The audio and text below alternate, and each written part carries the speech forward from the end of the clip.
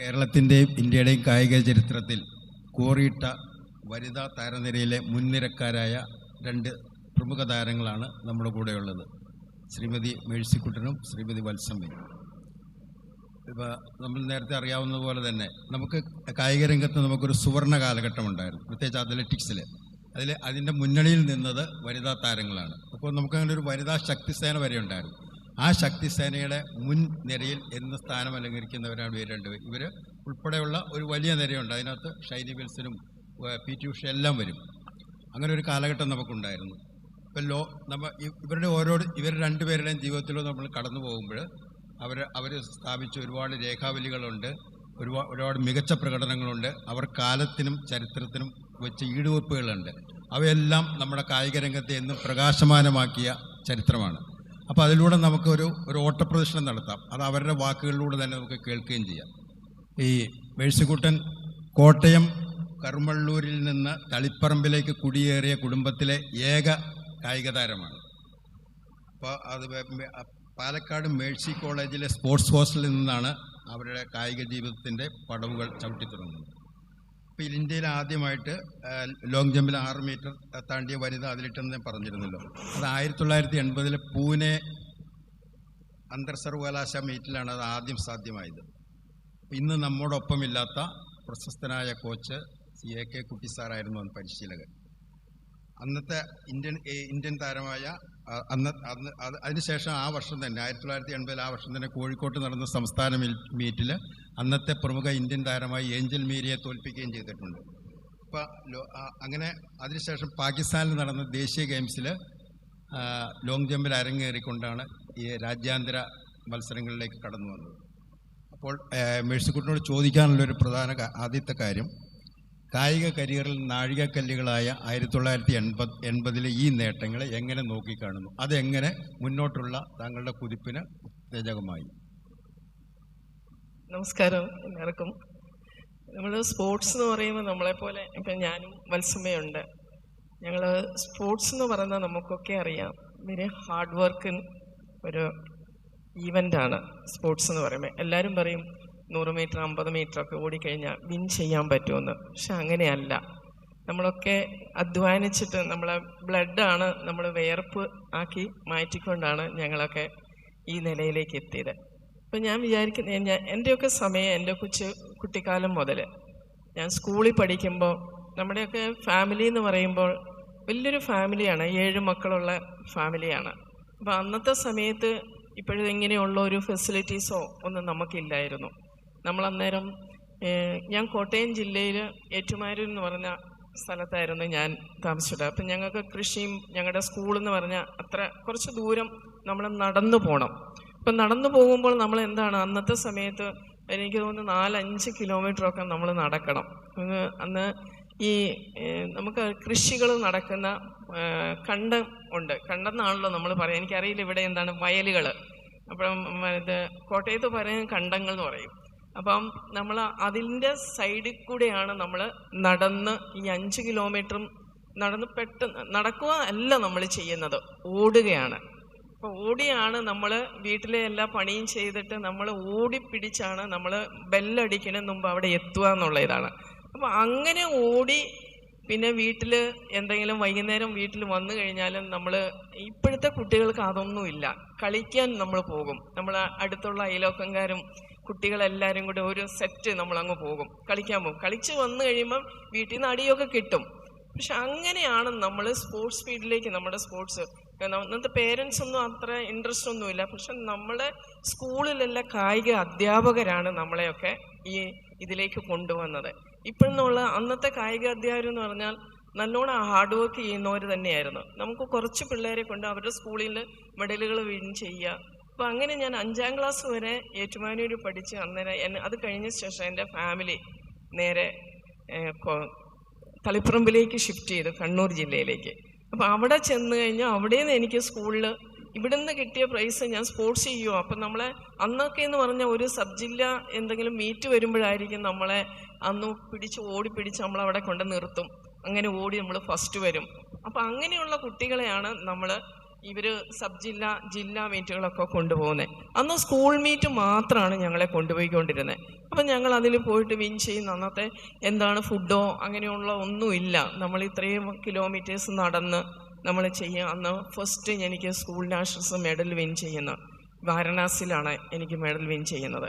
അപ്പം നമ്മുടെ നാച്ചുറലായിട്ട് ഈ 2 മാസം നമ്മൾ ഇതൊക്കെ നാച്ചുറലായിട്ടുള്ള ഒരു കഴിവായിരുന്നു. ഇപ്പോഴത്തെ പോലെയൊന്നും പ്രാക്ടീസോ ഒന്നും ഇല്ലായിരുന്നു. അന്ന് നാച്ചുറലായിട്ടുള്ള ആ കഴിവ് കൊണ്ടാണ് നമ്മൾ ഇതിലേക്ക് വന്നത് തന്നെ.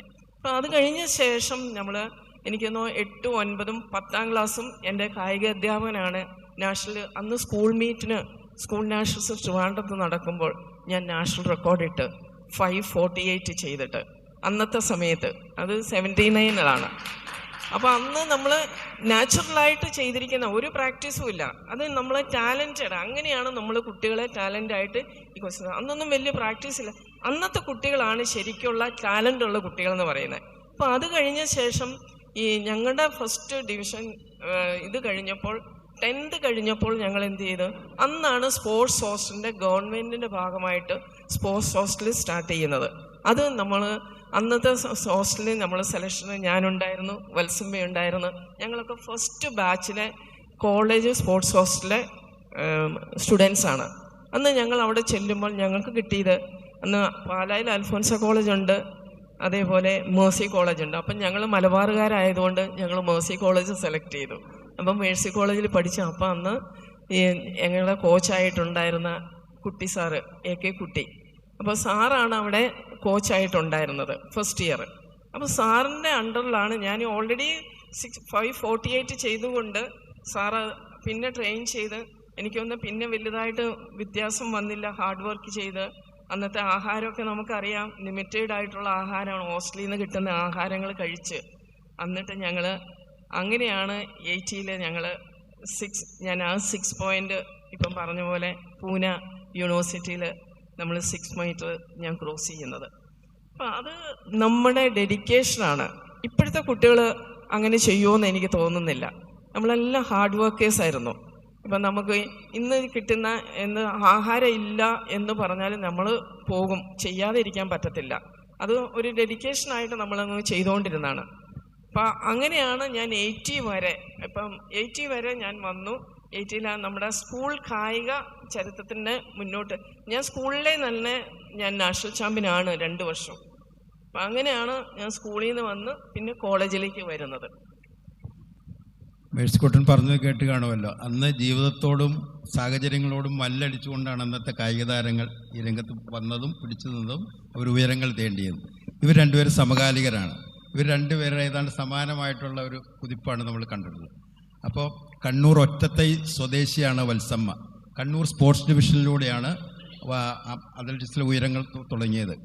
ഇതിന് നമ്മൾ 1982 നവംബർ മാസത്തെ അവസാനത്തെ ശനിയാഴ്ച ഇന്ത്യൻ ചരിത്രത്തിൽ കോറിയിട്ട ഒരു ദിവസമാണ്. അന്നാണ് 1982 ഡൽഹി ഏഷ്യൻ ഗെയിംസിൽ വത്സമ്മ 400 മീറ്റർ ഹഡിൽസിൽ ഏഷ്യൻ റെക്കോർഡ് ഭേദിക്കുന്നത്. ആ മത്സരം റിപ്പോർട്ട് ചെയ്ത ആളെയാണ് ഞാൻ. അന്നിങ്ങനെ ഒരു സംഭവം നടക്കുമെന്നൊന്നും യാതൊരു ധാരണയില്ലായിരുന്നു, ഒരു പ്രതീക്ഷയില്ലായിരുന്നു നമ്മൾ. കാരണം ചൈന എന്ന് പറഞ്ഞ വലിയ ശക്തിയുണ്ട് അവിടെ, അങ്ങനെ എല്ലാം ഉണ്ട്. പക്ഷേ അവിടെ സംഭവിച്ചതെന്ന് വെച്ചിട്ടുണ്ടെങ്കിൽ അന്ന് ആ ഏഷ്യൻ റെക്കോർഡ് സ്ഥാപിക്കുമ്പോൾ ആ നേട്ടത്തിലെത്തുന്ന അല്ലെങ്കിൽ ആ സ്വർണം നേടുന്ന 3ാമത്തെ ഇന്ത്യക്കാരിയും ആദ്യത്തെ ദക്ഷിണേന്ത്യക്കാരിയുമായി വത്സമ്മ ചരിത്രത്തിലേക്ക് നടന്നു കയറുകയായിരുന്നു. അതിലേറ്റവും കൗതുകരമായ കാര്യം, ഹീറ്റ്സിൽ 58.53 സെക്കൻഡിൽ ഓടിയെത്തി. ഫൈനലിൽ 58.47 സെക്കൻഡ്. അപ്പോൾ ഇരട്ട റെക്കോർഡ് അവിടെ തകർക്കപ്പെട്ടു. അന്നത്തെ ഏഷ്യൻ ഗെയിംസ് റെക്കോർഡായ 63.32 സെക്കൻഡിൻ്റെ ആ റെക്കോർഡും 58.50 വൻകര റെക്കോർഡും കോണ്ടിനെൻ്റൽ റെക്കോർഡും ഒന്നിച്ച് തകർക്കപ്പെട്ടു. അതോടുകൂടി അന്നത്തെ ആ ഏഷ്യൻ ഗെയിംസിനെ മുഴുവൻ ശ്രദ്ധയും വത്സമ്മയിലേക്കും അല്ലെങ്കിൽ കേരള താരങ്ങളിലേക്കും തിരിഞ്ഞു എന്നുള്ളത് ഇന്നും എൻ്റെ മനസ്സിൽ അതുപോലെ മായാമുദ്രിതമായിട്ട് നിൽപ്പുണ്ട്. അപ്പോൾ അന്ന് ആ കോണ്ടിനെൻ്റൽ റെക്കോർഡ് 1 വർഷം മുമ്പ് സ്ഥാപിച്ച ജപ്പാൻകാരി സിസുക്കോ അരിസോട്ടോ അന്ന് ഈ മത്സരത്തിൽ 4ാം സ്ഥാനത്തായിപ്പോയി. അപ്പോൾ വത്സമ്മയോട് അതിനനുസരിച്ച് ജീവിതത്തിലെ ഏറ്റവും ഈ മഹനീയ മുഹൂർത്തത്തെക്കുറിച്ച്, ഈ ചരിത്ര നിമിഷത്തെക്കുറിച്ച് ചോദിക്കാനുള്ളത്, അന്ന് AK കുട്ടി സാറിൻ്റെ വിദഗ്ധ നിരീക്ഷണത്തിൽ കൈവരിച്ച ആ മഹത്തായ നേട്ടത്തെ വത്സമ്മ എങ്ങനെയാണ് വിലയിരുത്തുന്നത്? കാരണം ലോങ് ജമ്പിൽ തുടങ്ങിയിട്ട് ഹഡിൽസിലേക്ക് അല്ലെങ്കിൽ ഓട്ടത്തിലേക്ക് എത്തിയ താരവും കൂടിയാണ്. അപ്പോൾ അതൊന്ന് പറയുക. എല്ലാവർക്കും നമസ്കാരം. ഇന്നിവിടെ വരുവാനും നിങ്ങളെയൊക്കെ കാണുവാനും സാധിച്ചതിൽ എനിക്ക് ഒരുപാട് സന്തോഷമുണ്ട്. നമ്മുടെ ശുഷ്കമായ സദസ്സും കൊഴിഞ്ഞ കസേരയും കാണുമ്പോൾ സ്പോർട്സിനോടുള്ള സ്നേഹം വളരെ കുറവാണെന്ന് തോന്നുന്നു. അന്നത്തെ നമ്മുടെ 82 ആ സമയത്തുള്ള ആൾക്കാരാരെങ്കിലും ഉണ്ടോ എന്ന് എനിക്ക് അറിയില്ല. വളരെ കുറച്ച് പേരെങ്കിലും അന്നത്തെ ആ ഏഷ്യൻ ഗെയിംസ് കണ്ടിട്ടുണ്ടാവും. വളരെ അന്ന് നമ്മൾ ആദ്യമായിട്ട് ഏഷ്യൻ ഗെയിംസ് ഇന്ത്യയിൽ വെച്ച് നടത്തുമ്പം വളരെ ആവേശകരമായിട്ട് ഞങ്ങൾ ഒരു മെഡൽ പ്രതീക്ഷയോടെയൊന്നും ആയിരുന്നില്ല അന്ന് ഞങ്ങൾ പോയിരുന്നത്. സാറ് പറഞ്ഞ പോലെ ഞാൻ ആദ്യം സ്പോർട്സ് സ്കൂളിലല്ല പഠിച്ചത്, സാധാരണ സ്കൂളിൽ പഠിച്ച് സ്പോർട്സ് ഹോസ്റ്റൽ മേഴ്സി കോളേജിൽ എത്തിയതാണ്. അങ്ങനെ അവിടെ നിന്നൊരു systematic training and consistent training കിട്ടിയ ശേഷം ആണ് ഒരു സ്പോർട്സിലേക്ക് കുറേശ്ശെ ഡെവലപ്മെൻ്റ് ഉണ്ടായത്. അതുവരെ എനിക്ക് സ്കൂൾ ലെവലിലൊന്നും അത്ര വലിയ ക്രെഡൻഷ്യൽസ് ഒന്നും ഉണ്ടായിരുന്നില്ല. ആകെ ഉണ്ടായിരുന്ന സ്കൂൾ സ്റ്റേറ്റ് ലെവലിൽ ഒരു മെഡൽ വന്നു എന്നത് മാത്രമായിരുന്നു ക്രെഡൻഷ്യൽസ്. പിന്നെ മേഴ്സി കോളേജിൽ നമ്മുടെ ആദ്യമായിട്ട് കേരള ഗവൺമെൻറ് ഒരു സ്പോർട്സ് ഹോസ്റ്റൽ തുടങ്ങി. അന്ന് ഗവൺമെൻറ് ഇന്ത്യയിൽ ആദ്യമായിട്ട് സ്പോർട്സ് ഹോസ്റ്റൽ തുടങ്ങിയത് നമ്മുടെ കേരളത്തിലായിരുന്നു. ഇന്നൊക്കെ മറ്റ് സ്റ്റേറ്റുകാർ നമ്മുടെ ഈ ഇത്രയധികം ടാലൻ്റ് എങ്ങനെ ഉണ്ടായി എന്നുള്ളത് വന്ന് കണ്ട് പഠിച്ച് നമ്മുടെ എല്ലാ ഫെസിലിറ്റീസും എങ്ങനെയാണ് അവർ ഉപയോഗപ്പെടുത്തുന്നത് മനസ്സിലാക്കി അവരുടെ സ്റ്റേറ്റിൽ കൊണ്ടുപോയി കുട്ടികളെ ഇപ്പം ഡെവലപ്പ് ചെയ്ത് കൊണ്ടുവരുന്നുണ്ട്. അതുപോലെ ഈ മേഴ്സി കോളേജിൽ ആദ്യമായിട്ട് സ്റ്റാർട്ട് ചെയ്ത സ്പോർട്സ് ഹോസ്റ്റൽ വഴിയാണ് ഞങ്ങൾ ഫസ്റ്റ് ബാച്ച് ഇൻക്ലൂഡിങ് മേഴ്സി കുട്ടൻ ഞങ്ങൾ അവിടുന്ന് സ്പോർട്സ് ഞങ്ങൾക്കൊരു ഡെവലപ്മെൻ്റ് ഉണ്ടായത്. ഇനീഷ്യലി ഞാൻ ലോങ് ജമ്പ് ആയിരുന്നു എൻ്റെ ഈവൻറ്റ്. ഞാനും മേഴ്സിയൊക്കെ സ്കൂൾ ലെവലിൽ ഒരുമിച്ച് ലോങ് ജമ്പ് ചെയ്തിരുന്നു. അതിന് ശേഷമാണ് ഒരു ചേഞ്ച് ഓവർ ഉണ്ടായത് ഹഡിൽസിലേക്ക്. കുട്ടികൾ ചെയ്യുന്ന കണ്ട് ഞാനും പഠിച്ച് അതിന് ശേഷം ഞാൻ ഹഡിൽ ചെയ്യാൻ തുടങ്ങിയത്. 82 ഏഷ്യൻ ഗെയിംസിന് മുമ്പ് ഒരു വർഷം മുമ്പ് മാത്രമാണ് ഞാൻ ഹഡിലേക്ക് മാറിയത്. അങ്ങനെ പ്രാക്ടീസൊക്കെ ചെയ്ത് 82 ഏഷ്യൻ ഗെയിംസ് വരുന്നു എന്ന് കാണും. പട്യാലയിലായിരുന്നു ഞങ്ങളൊക്കെ പ്രാക്ടീസ് ചെയ്തുകൊണ്ടിരുന്നത്. പട്യാലയിൽ നമ്മൾ ഏഷ്യൻ ഗെയിംസിനും ഒളിമ്പിക്സിനൊക്കെ വേണ്ടി ഏകദേശം ഒരു 6 വർഷം ക്യാമ്പിൽ തന്നെയായിരുന്നു. അവിടെ നിന്ന് അവിടെ മിനിമം ഫെസിലിറ്റീസ് ആണെങ്കിലും അതെല്ലാം ഉപയോഗിച്ചിട്ടാണ് ഏഷ്യൻ ഗെയിംസിൻ്റെ ആ കവറ്റഡ് ഗോൾഡ് എനിക്ക് നേടാൻ കഴിഞ്ഞത്. അങ്ങനെ ഞങ്ങൾ ഡൽഹിയിൽ വന്ന് ആദ്യമായിട്ടാണ് ഒരു സ്റ്റേഡിയം സിന്തറ്റിക് ട്രാക്ക് ഉള്ള ഒരു സ്റ്റേഡിയം കാണുന്നത് തന്നെ. അത് ആദ്യമായിട്ട് അവിടെ നിർമ്മിച്ച് ഏഷ്യൻ ഗെയിംസ് അവിടെ നടത്തുകയായിരുന്നു. പക്ഷേ ആർക്കും മെഡലൊന്നും വരും എന്നുള്ള പ്രതീക്ഷയൊന്നും ഉണ്ടായിരുന്നില്ല.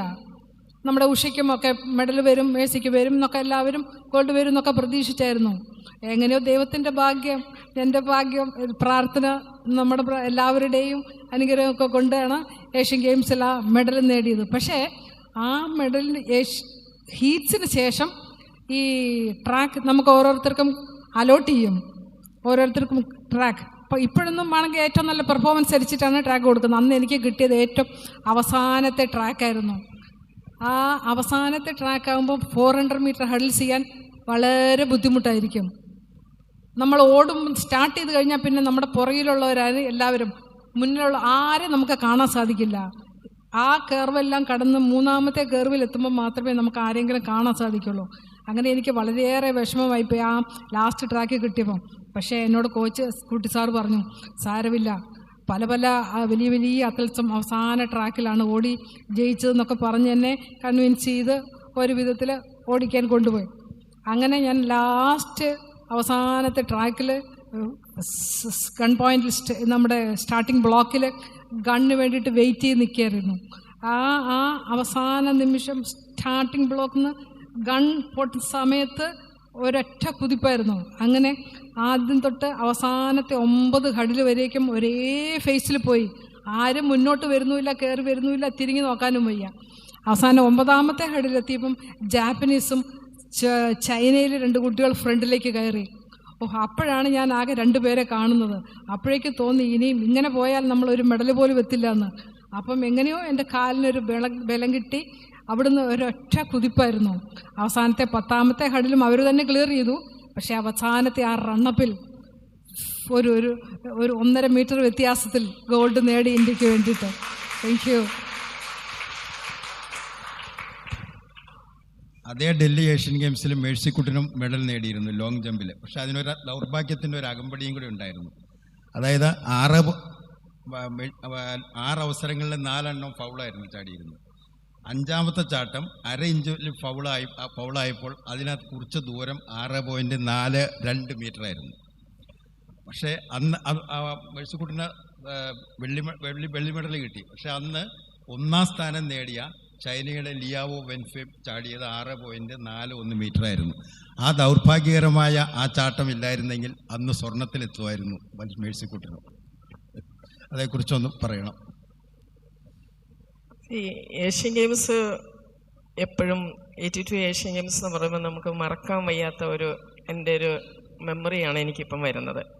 തീർച്ചയായും എന്ന് പറഞ്ഞാൽ ഏഷ്യൻ ഗെയിംസിൻ്റെ മുമ്പായിട്ട് നമുക്ക് പല ട്രയൽ ജമ്പും ഒക്കെ ചെയ്യും. ഞാൻ ഏറ്റവും നല്ല സ്റ്റാൻഡേർഡായിട്ട് ഞാൻ ഏഷ്യൻ ഗെയിംസിൽ ഇന്ത്യക്ക് ഒരു മെഡൽ എന്നിൽ നിന്ന് പ്രതീക്ഷിച്ചതാണ്. അതും ഗോൾഡ് മെഡൽ തന്നെയാണ് പ്രതീക്ഷിച്ചുകൊണ്ടിരുന്നതും. കാര്യം പ്രീവിയസ് കോമ്പറ്റീഷൻ്റെ ഒക്കെ നമുക്ക് ചാർട്ട് കിട്ടും. അപ്പം ചൈനയൊക്കെ ഏറ്റവും ബെസ്റ്റ് ജമ്പ് ഞാനാണ്. കാര്യം 82 ഏഷ്യൻ ഗെയിംസിന് മുമ്പ് ഞാൻ കോമൺവെൽത്ത് ഗെയിംസ് പോയി. ഞാൻ കോമൺവെൽത്ത് ഗെയിംസിന് പോയിട്ട് ഞാൻ 6.23 അവിടെ ഞാൻ ചെയ്തിരുന്നു. അപ്പോൾ അവിടെ 3 ജമ്പേ ഞാൻ ചെയ്തിട്ടുള്ളൂ. അപ്പോൾ അതിൽ എനിക്ക് നല്ല ഇത് ചെയ്യാൻ പറ്റി.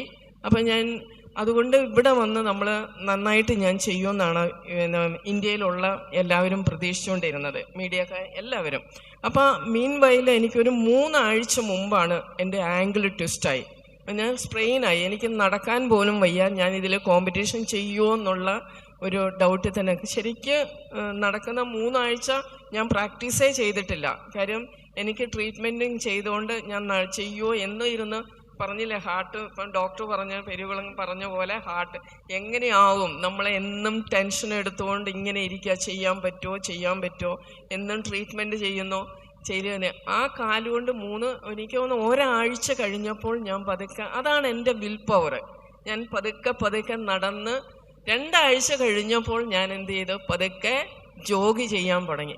ജോഗ് ചെയ്തുകൊണ്ടിരുന്നപ്പോഴാണ് ഞാൻ ഏഷ്യൻ ഗെയിംസ് ഇവിടേക്ക് പോകുന്നത്. എവിടെയാണ്? ഡൽഹിയിലേക്ക് പോകുന്നത്, പട്യാല എന്ന് പോകുന്നത്. അപ്പം ഡോക്ടർമാരൊക്കെ ഉണ്ട്, മേഴ്സി ചെയ്യാൻ പറ്റും. എനിക്ക് ഒരു പ്രതീക്ഷയില്ലായിരുന്നു എനിക്ക് ചെയ്യാൻ പറ്റുമോ എന്നുള്ളത്. അത്രയും സ്റ്റേജിൽ കാര്യം നന്നായിട്ട് സ്വെല്ലിംഗ് ആണ്. എനിക്ക് എൻ്റെ സ്പൈക്സ് പോലും എനിക്ക് അതിൻ്റെ ഉള്ളിൽ ഷൂസ് പോലും എനിക്ക് ഇടാൻ പറ്റത്തില്ലായിരുന്നു. അപ്പം ഞാനത് ചിന്തിച്ചു, ഇനി എന്ത് ചെയ്യും. പിന്നെ ദൈവത്തിന് അന്ന് പറയില്ല, എല്ലാവരും പറയുമല്ലോ നമ്മൾ ദൈവത്തിന് കാഴ്ചവെക്കും. പിന്നെ എൻ്റെ നമ്മുടെ ഡോക്ടർ ഹൗജ എന്ന് പറഞ്ഞ ഇന്ത്യൻ ടീമിൻ്റെ ഡോക്ടറുണ്ട്. അപ്പോൾ ഡോക്ടർ പ്ലാസ്റ്റർ കെട്ടി തന്നു. ജമ്പ് ചെയ്യുന്നതിന് കുറച്ച് മുമ്പായിട്ട് കംപ്ലീറ്റ് ടൈറ്റ് ചെയ്ത് എന്നാലും എനിക്ക് ചെയ്യാൻ പറ്റുന്നില്ല. എന്നിട്ട് ആ കോമ്പറ്റീഷൻ സ്പിരിറ്റാണ് എന്നെ ഈ ഇതിലേക്ക്. അപ്പം എനിക്ക് റൺവേ ഒന്നും ഞാൻ ചെക്ക് ചെയ്തിട്ടില്ല. ഇത് പുതിയ സ്റ്റേഡിയമാണ്. സ്റ്റേഡിയത്തിൻ്റെ റൺവേ ഞങ്ങൾക്ക് അത്ലറ്റ്സ് എന്ന് പറഞ്ഞാൽ ജമ്പേഴ്സ് എന്ന് പറയുമ്പം എല്ലാവർക്കും പ്രീവിയസ് ആയിട്ട് ഞങ്ങൾ 2-3 പ്രാവശ്യമെങ്കിലും ഞങ്ങൾ പിന്നെ ദിവസങ്ങളും പുറകിൽ പോകുമ്പോൾ ഞങ്ങൾ ട്രയലായിട്ട് ഞങ്ങൾ ജമ്പ് ചെയ്ത് ഞങ്ങളുടെ റൺവേ ഒക്കെ ഞങ്ങൾ കറക്റ്റ് ചെയ്യും. അപ്പം ചിലപ്പം കോമ്പറ്റീഷൻ വരുമ്പോൾ ആ റൺവേ ഒക്കെ മാറും. കാര്യം എക്സ്ട്രാ ആയിട്ട് നമുക്കൊരു പവറും ഇതൊക്കെ വരുമ്പോൾ നമ്മളതൊക്കെ മാറും. അപ്പോൾ അന്ന് ഞാൻ ചെയ്യാൻ പോകുമ്പോൾ റൺവേ ചെയ്തപ്പം എൻ്റെ റൺവേ ഒക്കെ ഭയങ്കര ഫാസ്റ്റായിപ്പോയി. അത് അഡ്ജസ്റ്റ് ചെയ്ത് ഫസ്റ്റ് ജമ്പ് ചെയ്തു, ഫൗള്. സെക്കൻഡ് ജമ്പ് ചെയ്തു, അതും ഫൗള്. അപ്പോൾ തേർഡ് ജമ്പ് ആയപ്പോഴത്തേക്കും ഞാൻ ഡോക്ടറോട് പറഞ്ഞു, ഈ പ്ലാസ്റ്റർ എനിക്ക് മൂവ് ചെയ്യാൻ പറ്റുന്നില്ല കാല്, ഇത് അഴിച്ചോ, ഇനി എൻ്റെ കിട്ടുമോ ഇല്ലയോ എന്നുള്ളത് നമുക്കറിയത്തില്ല, അത് അഴിച്ചോളാൻ പറഞ്ഞു. അപ്പോൾ അത് അഴിച്ചു കഴിഞ്ഞപ്പോഴാണ് ഞാൻ അതിൽ 6.23 ഞാൻ ഫസ്റ്റ് ജമ്പ് ചെയ്യുന്നത് അവിടെ. അപ്പം ആ ജമ്പിലാണ് ഞാൻ ഇവരെ എല്ലാം ലീഡ് ചെയ്തു. അപ്പം ഈ ജമ്പേഴ്സിനെ എല്ലാം ഞങ്ങളുടെ കൂടെയുള്ള ചൈന ഏറ്റവും ലീഡ് ചെയ്തുകൊണ്ടിരുന്ന ആ കുട്ടി 6.21 ആണ് അന്ന് ചെയ്തത്. ആ ജമ്പിൽ ലീഡ് ചെയ്തുകൊണ്ടിരിക്കുകയാണ്. അപ്പം 3ാമത്തെ 4ാമത്തെയും ഫൗളായി. 5ാമത്തെ ജമ്പ് പിന്നെയും എനിക്ക് ജമ്പ് ചെയ്യാൻ പറ്റി. അതിൽ ഞാൻ 6.26 ചെയ്തു. അത് കഴിഞ്ഞ ശേഷം ഞാൻ സെക്കൻഡിൽ അന്നും ഞാൻ ലീഡ് ചെയ്യണം. പിന്നെയാണ് ആ കുട്ടി 6.41 ആ കുട്ടി ചെയ്ത്. ഞാൻ ആ അടുത്ത ജമ്പ്, ലാസ്റ്റ് ജമ്പ് ഞാൻ 6.42 ചെയ്ത്. പക്ഷെ ആദ്യമേ ഫ്ലാഗ് വൈറ്റ് ഫ്ലാഗും ഒക്കെ. കാര്യം ഫൗളാണോ ഇല്ലയോ എന്ന് അറിയാൻ വേണ്ടി വൈറ്റ് ഫ്ലാഗ് പോയി. അപ്പം വൈറ്റ് ഫ്ലാഗ് എഴുതുമ്പോൾ ഭയങ്കര ആരവായിട്ട് ഇങ്ങനെ നല്ല ജമ്പുമാണ്, ഭയങ്കരമായിട്ട് എല്ലാവരും ഇതായിട്ട് ഇന്ത്യ ആ സ്റ്റേഡിയം മുഴുവൻ ഇതായിരുന്നു. അത് കഴിഞ്ഞ ശേഷം എനിക്ക് ഇപ്പോഴും ഓർമ്മയുണ്ട്, രാജ്കുമാർ എന്ന് പറഞ്ഞ ഒരു ഒഫീഷ്യലാണ്, രണ്ടാമത് ഒരു ഭട്ട് എന്ന് പറഞ്ഞ അയാള് രാജ്കുമാർ പറഞ്ഞ അത് ഫൗളല്ല, ജസ്റ്റ് മൈക്രോസ് നമുക്ക് തിരിയത്തില്ല. അന്നേരമാണ് പിന്നെ ഈ ഭട്ട് എന്ന് പറഞ്ഞ ആള് വന്ന് പിന്നെ റെഡ് ഫ്ലാഗ് ചെയ്തേ. അന്നേരത്തേനും നമ്മുടെയൊക്കെ ഇത് ആകെ മാനസികമായിട്ട് എല്ലാവരും ആ സ്റ്റേഡിയം മുഴുവനും. അങ്ങനെയാണ് എൻ്റെ ആ ജമ്പ് എനിക്ക് 6:26 ചെയ്ത് സെക്കൻഡ്, ആ കുട്ടി 6:41 ചെയ്ത് ഫസ്റ്റും സെക്കൻഡും വന്നത്. എന്നിട്ട് അവിടെ ഉണ്ടായിരുന്ന ആ സ്റ്റേഡിയം ഹാരവും മുഴുവൻ കംപ്ലീറ്റ് ബോട്ടിലും എല്ലാം വലിച്ചെറിഞ്ഞു.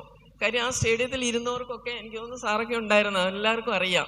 അത് ഭയങ്കര അത് മാനസികമായിട്ട് അന്നേരമാണ് എൻ്റെ ജമ്പ് കഴിഞ്ഞപ്പോഴേനാണ് വത്സമ്മയുടെ അവിടെ ആ സെയിം ഡേ ആണ് അല്ലേ നമ്മൾ രണ്ടുപേരും. എന്നിട്ട് കോച്ച് വന്നു പറഞ്ഞു സാരമില്ല, നമുക്ക് രണ്ടുപേർക്കും ഫസ്റ്റും സെക്കൻഡും എൻ്റെ സ്റ്റുഡൻറ്റിന് തന്നെ ഉണ്ടല്ലോ എന്ന് പറഞ്ഞ് ഞങ്ങളെ സമാധാനപ്പെടുത്തി.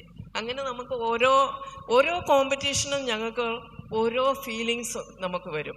ഇപ്പം നമ്മൾ പറഞ്ഞില്ലേ, ഡോക്ടർ പറഞ്ഞ ഹാർട്ട്, ഞങ്ങൾ കോമ്പറ്റീഷൻ പറഞ്ഞ് ഞങ്ങളുടെ ഹാർട്ട് ബീറ്റ് കണ്ടു കഴിഞ്ഞാൽ ഞങ്ങൾ ഇത് സ്പോർട്സ് ഒന്നും ചെയ്യലെന്നാണ് വിചാരിക്കുന്നത്. അത്രയ്ക്കും ടെൻഷനാണ്. ഇങ്ങനെ അടിച്ചടിച്ച് ഞങ്ങൾ അവിടെ ഇരുന്ന് പോകും. ഇരുന്ന് പറഞ്ഞാൽ പേടി, ഭയങ്കര പേടി. പക്ഷെ ആ സമയമാകുമ്പോഴത്തേനും സ്റ്റാർട്ട് അങ്ങ് ചെയ്ത് കഴിഞ്ഞാൽ പിന്നെ ഞങ്ങൾ ബോധറല്ല, പിന്നെ ഞങ്ങൾക്ക് പിന്നെ വേറെ ഒന്നും ചിന്തിക്കില്ല. അന്നത്തെ ദിവസം മുഴുവനും എല്ലാവരും സിക്കായിരിക്കും. കാര്യം ഈ എങ്ങനെ ഓടാൻ പറ്റും, എങ്ങനെ ഇത് ചെയ്യാൻ പറ്റും. ഇപ്പം നമ്മൾ എക്സാം ഫീവർ പോലെയല്ലേ, എക്സാമിന് ഒരു ഫീവർ പോലെ വരുന്ന സെയിം അതിനേക്കാളും കൂടുതലാണ് നമുക്ക് ഇതിൽ വരുന്നത്. അപ്പോൾ 82-നെ പറ്റി പറഞ്ഞത് കൊണ്ട് ഞാൻ ഇത്രയും കാര്യം, എനിക്കൊന്ന് രമേശ് ഉണ്ടല്ലോ അവിടെ, രമേശ് ഞങ്ങളുടെ സ്പോർട്സിൻ്റെ പിന്നെ എക്സ്പ്രസിൻ്റെ ഹിന്ദുവിലല്ലായിരുന്നോ രമേശ്? അതെ. അപ്പൊ അവരൊക്കെ അറിയാം, എല്ലാവരും പഴയ ഡിപ്പോർട്ടേഴ്സൊക്കെ സ്പോർട്സ്മാൻ ഇതിലെല്ലാവർക്കും ഞങ്ങളുടെ കാര്യങ്ങളെല്ലാം ബൈ ഹാർട്ടാണ്. അവരോട് ചോദിച്ചു കഴിഞ്ഞാൽ അവരെല്ലാം പറയും. 82 കഴിഞ്ഞ് പിന്നെ ഞങ്ങളുടെ ഒരു ജയ യാത്ര തന്നെയായിരുന്നു സ്പോർട്സിന്റെ. എന്ന് പറഞ്ഞാൽ നമുക്ക് ഇപ്പോഴത്തെ കുട്ടികൾക്ക് അങ്ങനെയുള്ള ഒന്നുമില്ല. ഇപ്പോഴത്തെ കുട്ടികൾ എന്ന് പറഞ്ഞാൽ ഒരു മീറ്റ് ചെയ്യുക, അവർക്ക് അതും മതി. അത് കഴിയുമ്പോഴത്തേനും അവർക്ക് പിന്നെ ഒരു ജോലി കിട്ടുക, അതിലേക്ക് അവർ പോകും. പക്ഷെ പഴയ അത്ലറ്റ്സ് അങ്ങനെയല്ല. അവർ ഹാർഡ് വർക്ക് ചെയ്ത് നെക്സ്റ്റ് കോമ്പറ്റീഷൻ എന്താണെന്നുള്ള അവരുടെ ചിന്തയിലേക്ക് അവർ അങ്ങനെ മൂവ് ചെയ്യും. വത്സമ്മ, ഈ ഡൽഹി ഏഷ്യൻ ഗെയിംസിന് മുമ്പ് തന്നെ വത്സമ്മ റെയിൽവേയുടെ താരമായി കഴിഞ്ഞിരുന്നു. അതിനോടനുബന്ധിച്ച് അപ്പം അന്ന് തന്നെ ഏഷ്യൻ ഗെയിംസിന് മുമ്പ് ബാംഗ്ലൂർ നടന്ന അന്തർ സർവകലാശാല മീറ്റിൽ 5 സ്വർണം നേടി. അതായത് 100 മീറ്ററിൽ, 400 മീറ്റർ ഹേർഡിൽസിൽ, 400 മീറ്റർ ഫ്ലാറ്റിൽ 2 റിലേകൾ. ഈ 400 മീറ്റർ ഹേർഡിൽസിൽ അന്ന് ഒരു ദിവസം തന്നെ 61.7 സെക്കൻഡിൽ ഫൈനലിൽ ഹീറ്റ്സിൽ 61.4 സെക്കൻഡും കുറിച്ചു. അത് ദേശീയ റെക്കോർഡായി മാറുകയും ചെയ്തു. അന്ന് ഈ പ്രകടനങ്ങൾ നൽകിയ ഒരു ആത്മവിശ്വാസമുണ്ട്, കുട്ടി സാറിൻ്റെ പരിശീലനമെല്ലാം. അതാണോ ഏഷ്യൻ ഗെയിംസിലെ ആ വിസ്മയ പ്രകടനത്തിലേക്ക് നയിച്ചതെന്ന് തോന്നുന്നുണ്ട്? അതായിരുന്നു അടിത്തറ. തീർച്ചയായിട്ടും. കാരണം 80-ന് ശേഷമാണ് ഞാൻ ഹഡിൽസിലേക്ക് മാറിയത്. 80 കഴിഞ്ഞ് ആ വർഷം നാഷണൽസിലൊന്നും ഞാൻ പങ്കെടുത്തതിലൊന്നും മെഡലുകളൊന്നും വന്നില്ല. 81-ൽ പങ്കെടുത്ത ബാംഗ്ലൂർ ഇൻ്റർ സ്റ്റേറ്റ് മീറ്റിലായിരുന്നു 5 ഗോൾഡ് വന്നത്. അവിടെ വെച്ച് നാഷണൽ റെക്കോർഡ് 2 പ്രാവശ്യം ഞാൻ ബ്രേക്ക് ചെയ്തു. അതിനുശേഷം ഏഷ്യൻ ട്രാക്ക് ആൻഡ് ഫീൽഡ് മീറ്റിന് ഞാൻ ടോക്കിയോയിൽ പോവുകയുണ്ടായി. അവിടെ വെച്ച് 400 ഹേർഡിൽസിന് ബ്രോൺസ് മെഡൽ വന്നു. അതോടൊപ്പം 4x400 റിലേയിലും ഞങ്ങൾ ബ്രോൺസ് മെഡൽ വന്നു. അതിൻ്റെ ഒരു തുടക്കമായിരുന്നു. അതിൻ്റെ കണ്ടിന്യൂഷനായിട്ട് ഞങ്ങൾ ക്യാമ്പിൽ തന്നെ ആയിരുന്നു. 400 ഹഡിൽസിന് വേണ്ടിയിട്ട് പ്രാക്ടീസ് ചെയ്തുകൊണ്ടേയിരുന്നു. ഓരോ പ്രാവശ്യം നമ്മുടെ ടൈമിങ്സ് ഇമ്പ്രൂവ് ചെയ്തുകൊണ്ടേയിരിക്കുമ്പം ഒരു മെഡൽ പ്രതീക്ഷയൊക്കെ ഉണ്ടെന്ന് നമ്മളെപ്പോഴും കോച്ച് വന്ന് നമ്മളെ മോട്ടിവേറ്റ് ചെയ്യുമായിരുന്നു. അതുകൊണ്ട് നന്നായി ചെയ്യണം, നമുക്ക് തീർച്ചയായിട്ടും ഏഷ്യൻ ഗെയിംസിൽ മെഡൽ വരാൻ സാധ്യതയുണ്ട് എന്നൊക്കെ പറഞ്ഞിട്ട്. അന്നത്തെ ആ പരിമിതമായ സാഹചര്യം ആണ് എന്നുണ്ടെങ്കിൽ, കാരണം ഹഡിൽസ് മാത്രം ചെയ്യാനുള്ള സാഹചര്യം മാത്രമേ ഉള്ളൂ അവിടെ. പക്ഷേ അതുപോലെ നമ്മൾ വെയിറ്റ് ട്രെയിൻ ചെയ്യാനോ അതുപോലെ ബാക്കിയുള്ള ഈ യോഗ പോലെയുള്ള എക്സർസൈസൊക്കെ നമ്മൾ ഒരുപാട് വേറെ ഒരു ടാലൻറ്റ് ഉണ്ടായത് കൊണ്ട് മാത്രം കാര്യമില്ല. നമുക്കതിൻ്റെ എല്ലാ ഫെസിലിറ്റീസും ഉണ്ടെങ്കിൽ മാത്രമേ നമുക്ക് റിസൾട്ട് കിട്ടുള്ളൂ.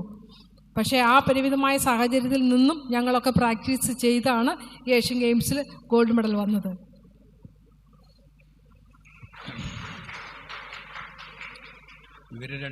നമ്മുടെ ഈ രണ്ട് താരങ്ങളും പങ്കെടുത്തിട്ടുള്ള ഒരുപാട് രാജ്യാന്തര മത്സരങ്ങളുണ്ട്. അതിനകത്ത് ഏഷ്യൻ മീറ്റുകളുണ്ട്, ലോകകപ്പ് മീറ്റുകളുണ്ട്, അങ്ങനെ വിവിധ മീറ്റുകളുണ്ട്. അപ്പം ആ മീറ്റുകളിൽ അതെല്ലാം നമുക്ക് വിശദാംശങ്ങളിലേക്ക് ഇപ്പോൾ പോകാൻ പറ്റില്ല. പക്ഷേ ആ മീറ്റുകളിലൂടെ കടന്നു വന്നിട്ടുള്ള അവരവരുടെ കഴിവുകളുടെ ആകിമിനിക്ക് ഒന്നിലൊന്നും മുകളിലേക്ക് പോയിക്കൊണ്ടിരുന്നു. അപ്പോൾ അതിൽ മേഴ്സിക്കുട്ടിനെ സംബന്ധിച്ചിടത്തോളം 1981 ടോക്കിയോ ഏഷ്യൻ മീറ്റിൽ അന്ന് വെങ്കലം നേടിയിട്ടുണ്ട്, ലോങ് ജമ്പിലും റിലേയിലും. പിന്നെ 81 മോസ്കോയിൽ, 81 83 മോസ്കോയിൽ സ്പാർട്ടാക്യാഡിൽ പങ്കെടുത്തു. അത് അന്നത്തെ ഏറ്റവും പ്രശസ്തമായ മീറ്റായിരുന്നു. പിന്നെ 1982 ബ്രിസ്ബെയിൻ കോമൺവെൽത്ത് ഗെയിംസിൽ പങ്കെടുത്തുകൊണ്ടാണ് അവിടെ പങ്കെടുക്കുന്ന ആദ്യത്തെ ഇന്ത്യൻ വനിതയായത്. അപ്പോൾ അങ്ങനെ 1900 പിന്നീടും പല മീറ്റുകളിലും പങ്കെടുത്തിരുന്നു. പക്ഷേ കൊൽക്കത്ത സാബ് ഗെയിംസിലാണ് മേഴ്സിക്കുട്ടൻ അവസാനമായി ലോങ് ജമ്പിൽ ഒരു സ്വർണ്ണ നേട്ടത്തിലെത്തി അവസാനിക്കുന്നത്, കൽക്കട്ട സാബ് ഗെയിം. അതിനു മുമ്പ് 1988 സോളോ ഏഷ്യൻ ഗെയിംസിൽ 400 മീറ്ററിൽ 2ാം റൗണ്ടിലെത്തി. അന്ന് മേഴ്സിക്കുട്ടൻ്റെ സമയം 53.4 സെക്കൻഡായിരുന്നു. അത് അന്ന് അവിടെയുള്ള ഇന്ത്യൻ താരത്തിൻ്റെ ഏറ്റവും മികച്ച സമയമായിരുന്നു. 1990 തൊട്ടടുത്ത വർഷം ബാഴ്സലോണ ലോകകപ്പ് മീറ്റിലേക്കുള്ള റിലേ ടീമിൽ പക്ഷേ ഇടം കിട്ടിയില്ല. ഷൈനിയും ഉഷയും എത്തി. പക്ഷേ അതിന് തൊട്ടു മുമ്പ് അതിനേക്കുള്ള ക്വാളിഫിക്കേഷനിലൊന്നായ മാസ്റ്റേഴ്സ് മീറ്റിൽ ഷൈനിയുടെ സമയം 53.8 സെക്കൻഡും മേഴ്സിക്കുട്ടൻ്റെ 53.6 സെക്കൻഡുമായിരുന്നു. അന്ന് ആ ടീമിൽ എത്താതിരുന്നതിനെക്കുറിച്ച്, അല്ലെങ്കിൽ എത്താൻ കഴിയാതിരുന്നത് എന്തുകൊണ്ടായിരുന്നു? അതിന് എന്തെല്ലാം തടസ്സങ്ങളുണ്ടായിരുന്നു? ഞാൻ 86 കഴിഞ്ഞ ശേഷം ലോങ് ജമ്പ് നിർത്തി. കാര്യം എന്ന് പറഞ്ഞാൽ നമുക്ക് ഒളിമ്പിക്സിൽ പോകണമെങ്കിൽ എൻ്റെ ഒരു എയിം എന്ന് പറഞ്ഞാൽ എനിക്ക് ഒളിമ്പിക്സിൽ പാർട്ടിസിപ്പേറ്റ് ചെയ്യുക എന്നുള്ളതാണ്. അപ്പം ഞാൻ വിചാരിച്ചു ലോങ് ജമ്പിൽ എനിക്ക് ഈ സ്റ്റാൻഡേർഡ് വെച്ച് കഴിഞ്ഞാൽ എനിക്ക് ഒരിക്കലും എനിക്ക് പാർട്ടിസിപ്പേറ്റ് ചെയ്യാൻ പറ്റില്ല. അപ്പം ഞാൻ എന്ത് ചെയ്തു, എൻ്റെ ഹസ്ബൻഡ് 400 മീറ്റർ റണ്ണറാണ്, ഈസ് ഓൾസോ ഏഷ്യൻ ഗെയിംസ് മെഡലിസ്റ്റാണ്. അപ്പം ഹസ്ബൻഡ് പറഞ്ഞ് നമുക്ക് 400ലേക്ക് ഷിഫ്റ്റ് ചെയ്യാം. അപ്പം 400 ട്രാക്കിൽ നിന്ന് ഫീൽഡിൽ നിന്ന് ട്രാക്കിലേക്ക് വരിക എന്ന് പറഞ്ഞാൽ അത് ഭയങ്കര ബുദ്ധിമുട്ടുള്ള ഒരിതാണ്. കാര്യം അത്ര ഹാർഡ് വർക്ക് ചെയ്യണം. അപ്പം ഞാൻ പറഞ്ഞില്ലേ, ലോങ് ജമ്പ് ഞങ്ങൾ പ്രാക്ടീസ് ചെയ്തുകൊണ്ടിരുന്നപ്പം തന്നെ 81 ഏഷ്യൻ ട്രാക്ക് ആൻഡ് ഫീൽഡ് ഞാനും റില്ലേ അന്നത്തെ സമയത്ത് ഓടി. അന്ന് എന്തായാലും ഞങ്ങളുടെ കൂടെ ഞങ്ങൾക്കൊക്കെ കുറച്ച് എൻഡ്യൂറൻസും സ്പീഡും ഉള്ള വ്യക്തികളാണ്. അപ്പം ഞാൻ ആ റിലേ ടീമിൽ ഞങ്ങൾ ബ്രോൺസ് മെഡൽ ഞാനും ഉണ്ടായിരുന്നു മത്സമ്മയുടെ കൂടെ. ഇപ്പം 81 Asian track and field long ജമ്പിലും എനിക്ക് ബ്രോൺസ് മെഡലുണ്ട് അവിടെ. പിന്നെയാണ് അങ്ങനെ അങ്ങോട്ട് പോകുന്ന 87 എൻ്റെ ഈ 400 മീറ്ററിലേക്ക് ഞാൻ ഷിഫ്റ്റ് ചെയ്ത്. അപ്പം ഞാൻ വിചാരിച്ചു എനിക്ക് ഒളിമ്പിക്സിൽ പോകണമെങ്കിൽ ഇത് മാത്രമേ ഉള്ളൂ. ആ 86 ഇപ്പം പറഞ്ഞില്ലേ വേൾഡ് ചാമ്പ്യൻഷിപ്പിന് ഞാൻ പോകാനായിട്ട് അത് പ്രിപ്പയർ ചെയ്തിട്ടില്ലായിരുന്നു. ആ സമയത്ത് എൻ്റെ ഫോക്കസ് 88 ഒളിമ്പിക്സ് ആയിരുന്നു എൻ്റെ ഫോക്കസ്. അപ്പോൾ 88 ഒളിമ്പിക്സ്. അപ്പം ഞാൻ ആക്ച്വലി ആ സമയത്ത് ഞാൻ ടാറ്റ സ്റ്റീലിൽ ജംഷഡ്പൂരാണ് ഞാൻ വർക്ക് ചെയ്തുകൊണ്ടിരുന്നത്. അപ്പം ഞാൻ അവിടെ വർക്ക് ചെയ്തുകൊണ്ടിരുന്നപ്പോൾ ഞങ്ങൾ അവിടെ എന്ന് പറഞ്ഞാൽ ഭയങ്കര ചൂടുകാലത്ത് ഭയങ്കര ചൂടാണ്. അപ്പം ഞാൻ എന്ത് ചെയ്തു, നേരെ നമുക്കപ്പം തിരുവനന്തപുരത്ത് നമുക്ക് നമ്മുടെ യൂണിവേഴ്സിറ്റിയിൽ നമുക്ക് സിന്തറ്റിക് ട്രാക്ക് വന്നിട്ടുണ്ട്. അപ്പോൾ അവിടെ വന്ന് പ്രാക്ടീസ് ചെയ്യാമെന്ന് പറഞ്ഞ് ഞങ്ങൾ 6 മാസം അവിടെ നിന്നുകൊണ്ട് പ്രാക്ടീസ് ചെയ്തു. ആ പ്രാക്ടീസ് ചെയ്തപ്പോഴാണ് ഞാൻ ഇതിലേക്ക് വരികയും പിന്നെ എനിക്ക് കോമ്പറ്റീഷൻ്റെ അപ്പം പിന്നെ അന്ന് ഞാൻ പ്രാക്ടീസ് ചെയ്യുമ്പോൾ എനിക്ക് എൻ്റെ കുഞ്ഞിന് ശരിക്കും പറഞ്ഞാൽ 3 വയസ്സാണ്. എൻ്റെ 86 ഏഷ്യൻ ഗെയിംസിൽ ഞാൻ പങ്കെടുക്കുമ്പോൾ മോന് 8 മാസം പ്രായമാണ്. അപ്പം കുഞ്ഞ് ഉണ്ടായ ശേഷം 3 മാസം പോലും ഞാൻ തികഞ്ഞില്ല, അതിനു മുമ്പേ ഞാൻ പ്രാക്ടീസ് തുടങ്ങി. അപ്പം അത് നമ്മുടെ ലേഡീസിനെ സംബന്ധിച്ചിടത്തോളം അപ്പോൾ നമുക്കൊക്കെ പറയും, അന്നത്തെ സമയത്ത് ഡോക്ടേഴ്സൊക്കെ പറയുന്നതാണ് നമുക്ക് ഹോർമോൺസ് കുറച്ച് ഹോർമോൺസ് നമുക്ക് ആ സമയത്ത് നമുക്ക് കുറച്ച് കൂടുതലായിരിക്കും നമ്മൾ ഡെലിവറി കഴിഞ്ഞു കഴിഞ്ഞാൽ. പിന്നെ അതനുസരിച്ച് നമുക്ക് അതിനുള്ള ബുദ്ധിമുട്ടുകളും ഉണ്ട്. നമ്മൾ ഒന്ന് ഫിറ്റ് ആകണമെങ്കിൽ ശരിക്കും നമ്മൾ സമയമെടുക്കുന്ന സമയമാണ്.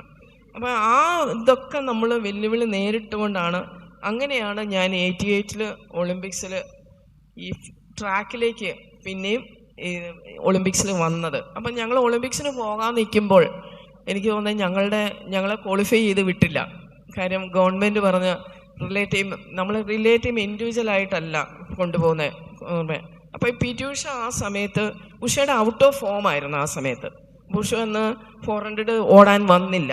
ആ സമയത്ത് 400 ചെയ്യാതെ മാറി നിൽക്കുകയായിരുന്നു. അപ്പം ഞങ്ങളൊക്കെ വത്സമയം അപ്പം ഇല്ല, ഞാനുണ്ടായിരുന്നു, ഷൈനി ഉണ്ടായിരുന്നു, പിന്നെ വന്ദന റാവു, വന്ദന ഷാൻമാവ്, അശ്വിനി നച്ചപ്പ, ഞങ്ങൾ 5 പേരാണ് ഓടിയത്. ഉഷ മാറി നിന്ന്. അപ്പം ഞങ്ങളൊക്കെ ഫോമിലേക്ക് വന്നെന്നുള്ളത് ഉഷയ്ക്ക് അറിയാം. ഉഷ അന്നേരം ശരിക്കും പറഞ്ഞാൽ നിർത്തുന്ന ആ സമയം പോലെ ആയിരുന്നു. അപ്പം എന്നാലും ഒളിമ്പിക്സ് പോകണമെന്നുള്ള ഒരിതാണ്. അപ്പം നമ്പ്യാർ സാറും ഉഷയും കൂടെ പോയിട്ട്, രാജീവ് ഗാന്ധി ആയിരുന്നു അന്ന് പ്രൈം മിനിസ്റ്റർ. അപ്പം പ്രൈം മിനിസ്റ്ററെ പോയിട്ട് അവർ കണ്ടു. പക്ഷെ ഞങ്ങൾ ടീം ക്വാളിഫൈ ചെയ്യാനുള്ള ആൾക്കാർ ഞങ്ങൾ സ്റ്റേഡിയത്തിൽ ഇരിക്കുകയാണ്. അപ്പം ഞങ്ങൾ നേരെ പോയി കണ്ടു കഴിഞ്ഞപ്പോഴാണ് ഞങ്ങളുടെ ടീമിനെ ക്ലിയർ ചെയ്തത്. അങ്ങനെയാണ് ഞങ്ങൾ ഒളിമ്പിക്സിൽ പോയി പങ്കെടുക്കുന്നത്. ഒളിമ്പിക്സ് പറഞ്ഞാൽ അവിടെ ചെന്ന് കഴിഞ്ഞപ്പോൾ ഞങ്ങളുടെ ഈവൻ്റ് എനിക്ക് ഇൻഡിവിജ്വൽ ഓടാനുള്ള അവസരം കിട്ടി. അപ്പോൾ ഇൻഡിവിജ്വൽ ഞാൻ ഫസ്റ്റ് റൗണ്ട് ഓടി. സെക്കൻഡ് റൗണ്ടിൽ ആണ് ഞാൻ ക്വാളിഫൈ ചെയ്തില്ല, തേർഡ് റൗണ്ടിലേക്ക്. അപ്പോൾ നമുക്ക് അന്നൊക്കെ നമ്മൾ ഒളിമ്പിക്സ് പങ്കെടുക്കുന്ന പറയുമ്പോൾ നമുക്ക് ജസ്റ്റ് ഒന്ന് പങ്കെടുക്കുക എന്നുള്ളത് മാത്രമേ ഉള്ളൂ. നമുക്ക് മെഡലോ ബെറ്റർ ടൈമോ ഒന്നും ചെയ്യണം എന്നുള്ള ഒരു ആഗ്രഹം, അങ്ങനെയുള്ള ഒരു മനസ്സിലേക്ക് നമുക്ക് അങ്ങനെ വന്നിട്ടില്ല. നമുക്ക് പങ്കെടുക്കുക എന്നുള്ള ഒരു ഇതായിരുന്നു. പിന്നീടാണ് എല്ലാവർക്കും പെർഫോമൻസിലേക്ക്. കാര്യം ഞങ്ങളുടെ സമയത്ത് എനിക്ക് തോന്നുന്നത് 82 ഏഷ്യൻ ഗെയിംസ് തന്നെ തുടങ്ങിയിട്ടുണ്ട്. ഡോപ്പ് നിങ്ങൾക്ക് അറിയാമല്ലോ. ഇപ്പം കായിക താരങ്ങൾ കൂടുതൽ ഡോപ്പാണ്, മരുന്നുകൾ കഴിച്ചിട്ടാണ് സ്പോർട്സ് ചെയ്യുന്നത്. ഞങ്ങളുടെ സമയത്തുള്ള അത്ലറ്റ്സ് ആ സമയത്ത് 82 തന്നെ തുടങ്ങിയിട്ടുണ്ടായിരുന്നു. കാര്യം 82 ഏഷ്യൻ ഗെയിംസ് കഴിഞ്ഞപ്പോൾ നമ്മുടെ ഇന്ത്യൻ ടീമിനെ ഒന്നും ആരും മെഡിക്കൽ ചെക്കപ്പ് ചെയ്യാനോ ഒന്നും ഞങ്ങളെ വിളിച്ചില്ല. ഞങ്ങളെ മാറ്റി ഞങ്ങളോട് പറഞ്ഞ് പൊക്കോളാൻ പറഞ്ഞു. കാര്യം ഇന്ത്യയിൽ നടന്നുകൊണ്ടായിരിക്കാം ഞങ്ങളെയൊക്കെ മാറ്റി നിർത്തി. മറ്റുള്ളവരെയൊക്കെ ചെക്ക് ചെയ്തിട്ടുണ്ട്. ഇവിടെ കംപ്ലീറ്റ്ലി എന്ന് പറഞ്ഞാൽ 82, 83 അന്ന് തുടങ്ങി മെഡിസിൻ്റെ കംപ്ലീറ്റ്ലി നമ്മുടെ കേരളം അല്ല, ഇന്ത്യ ഒട്ടാകെയായിട്ട് ഇപ്പം വേൾഡ് വൈഡായിട്ടും തുടങ്ങിയിരിക്കുകയാണ്. വേൾഡ് വൈഡിൽ ഇഷ്ടം പോലെ ഉണ്ട്. പക്ഷേ ഇന്ത്യയിൽ ഇപ്പം കണ്ടമാനം കൊച്ചു കുട്ടികൾ വരെ, ചെറിയ കുട്ടികൾ, 14 വയസ്സുള്ള 12 വയസ്സുള്ള കുട്ടികൾ വരെ ഇപ്പം ആ സ്റ്റേജിലേക്ക് വന്നിരിക്കുകയാണ്. അതാണ് നമ്മുടെ സ്പോർട്സ് ഇപ്പം മുന്നോട്ട് പോകാതെ ഇരിക്കുന്നതിൻ്റെ ഒരു കാരണം അതാണ്. പഴയ അത്ലറ്റ്സ് എന്ന് പറഞ്ഞാൽ പീരിയോഡിക്കൽ അവരൊരു 10 വർഷമൊക്കെ ചെയ്യുമായിരുന്നു. 10ഉം 12ഉം വർഷം ചെയ്ത അത്ലറ്റ്സ് ഉണ്ട്. അവരൊക്കെ അങ്ങ് ചെയ്യുമായിരുന്നു. പക്ഷെ ഇപ്പോഴത്തെ കുട്ടികൾ 1 or 2 വർഷം ചെയ്ത് അവർ പെർഫോം ചെയ്ത് അവരങ്ങ് നിർത്തിപ്പോകും. വത്സമ്മ 1982 ഡൽഹി ഓപ്പൺ മീറ്റിലും 400 മീറ്റിലും 400 മീറ്റർ ഹഡിൽസിലും ഇരട്ട നേട്ടം നേടിയിട്ടുണ്ട്. പക്ഷേ വത്സമ്മ പങ്കെടുത്ത ഏക ഒളിമ്പിക്സ് 1984 ലോസ് ആഞ്ചലസ് ഒളിമ്പിക്സാണ്. ആ ലോസ് ആഞ്ചലസ് ഒളിമ്പിക്സ് എല്ലാവരുടെയും മനസ്സിലുണ്ടാവും. അന്ന് PT ഉഷയ്ക്ക് 1 സെക്കൻഡിൽ 100 അംശത്തിന് ഒരു മെഡൽ നഷ്ടപ്പെട്ട ഒളിമ്പിക്സാണ്. അതുകൊണ്ട് നമ്മുടെ ഇന്ത്യ പങ്കെടുത്ത ഒളിമ്പിക്സുകളിൽ നമ്മുടെ എല്ലാവരുടെയും ഓർമ്മയിലുള്ള ഒളിമ്പിക്സാണ് ലോസ് ആഞ്ചലസ് ഒളിമ്പിക്സ്. അവിടെ അന്ന് 400 മീറ്റർ റിലേയിൽ ഉഷ, ഷൈനി, വന്ദന റാവു എന്നിവർക്കൊപ്പം ആദ്യത്തെ ലാപ്പ് ഓടി 400 റിലേയിൽ 7ാം സ്ഥാനത്തെത്തി ഇന്ത്യ. അതുൾപ്പെടെ അന്നത്തെ ആ ഒളിമ്പിക്സ് പ്രകടനത്തെക്കുറിച്ചും അന്നത്തെ നമ്മളുടെ ഉഷയുടെ ആ ഒരു അന്തരീക്ഷത്തെക്കുറിച്ചും എങ്ങനെയാണ്?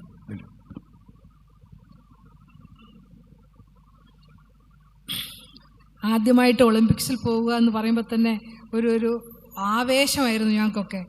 അന്ന് ആ ഇന്ത്യൻ ടീമിൽ ആകെ 5 പെൺകുട്ടികളെ ഉണ്ടായിരുന്നുള്ളൂ. ഞാനും ഷൈനിയും ഉഷയും വന്ദന റാവും പിന്നെ പഞ്ചാബിൽ നിന്ന് ഒരു പെൺകുട്ടിയും കൂടെ മാത്രം. അങ്ങനെ 5 പെൺകുട്ടികളായിരുന്നു ഇന്ത്യൻ ടീമിൽ അത്ലറ്റിക്സിൽ ഉണ്ടായിരുന്നത്. ഞാൻ ഉഷയും 400 ഹേർഡിൽസിൽ പങ്കെടുത്തു. എൻ്റെ ഫസ്റ്റ് ഹീറ്റ്സിലായിരുന്നു എൻ്റെ ഫസ്റ്റ് ഹീറ്റ്സിൽ ഞാൻ 4ാമതായിട്ട് ഫിനിഷ് ചെയ്തു. അപ്പം ക്വാളിഫൈ ചെയ്യാൻ കഴിഞ്ഞില്ല സെമി ഫൈനലിലേക്ക്. പക്ഷേ ഉഷ ക്വാളിഫൈ ചെയ്തു, ഫൈനലിലെത്തി.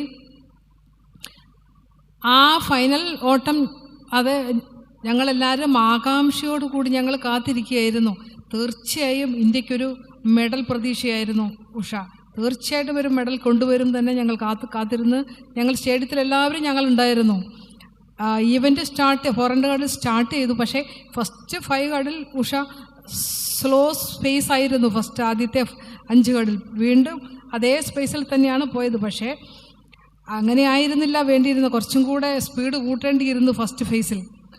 പക്ഷേ അവസാന നിമിഷം ആഞ്ഞു പിടിച്ചുവെങ്കിലും ഒരു fraction of A second, 100th of A സെക്കൻഡിൽ ആ മെഡൽ നഷ്ടപ്പെടുക എന്ന് പറഞ്ഞാൽ വളരെയേറെ ഇന്ത്യക്ക്, നമുക്ക് എല്ലാവർക്കും വളരെയേറെ സങ്കടമായിപ്പോയി.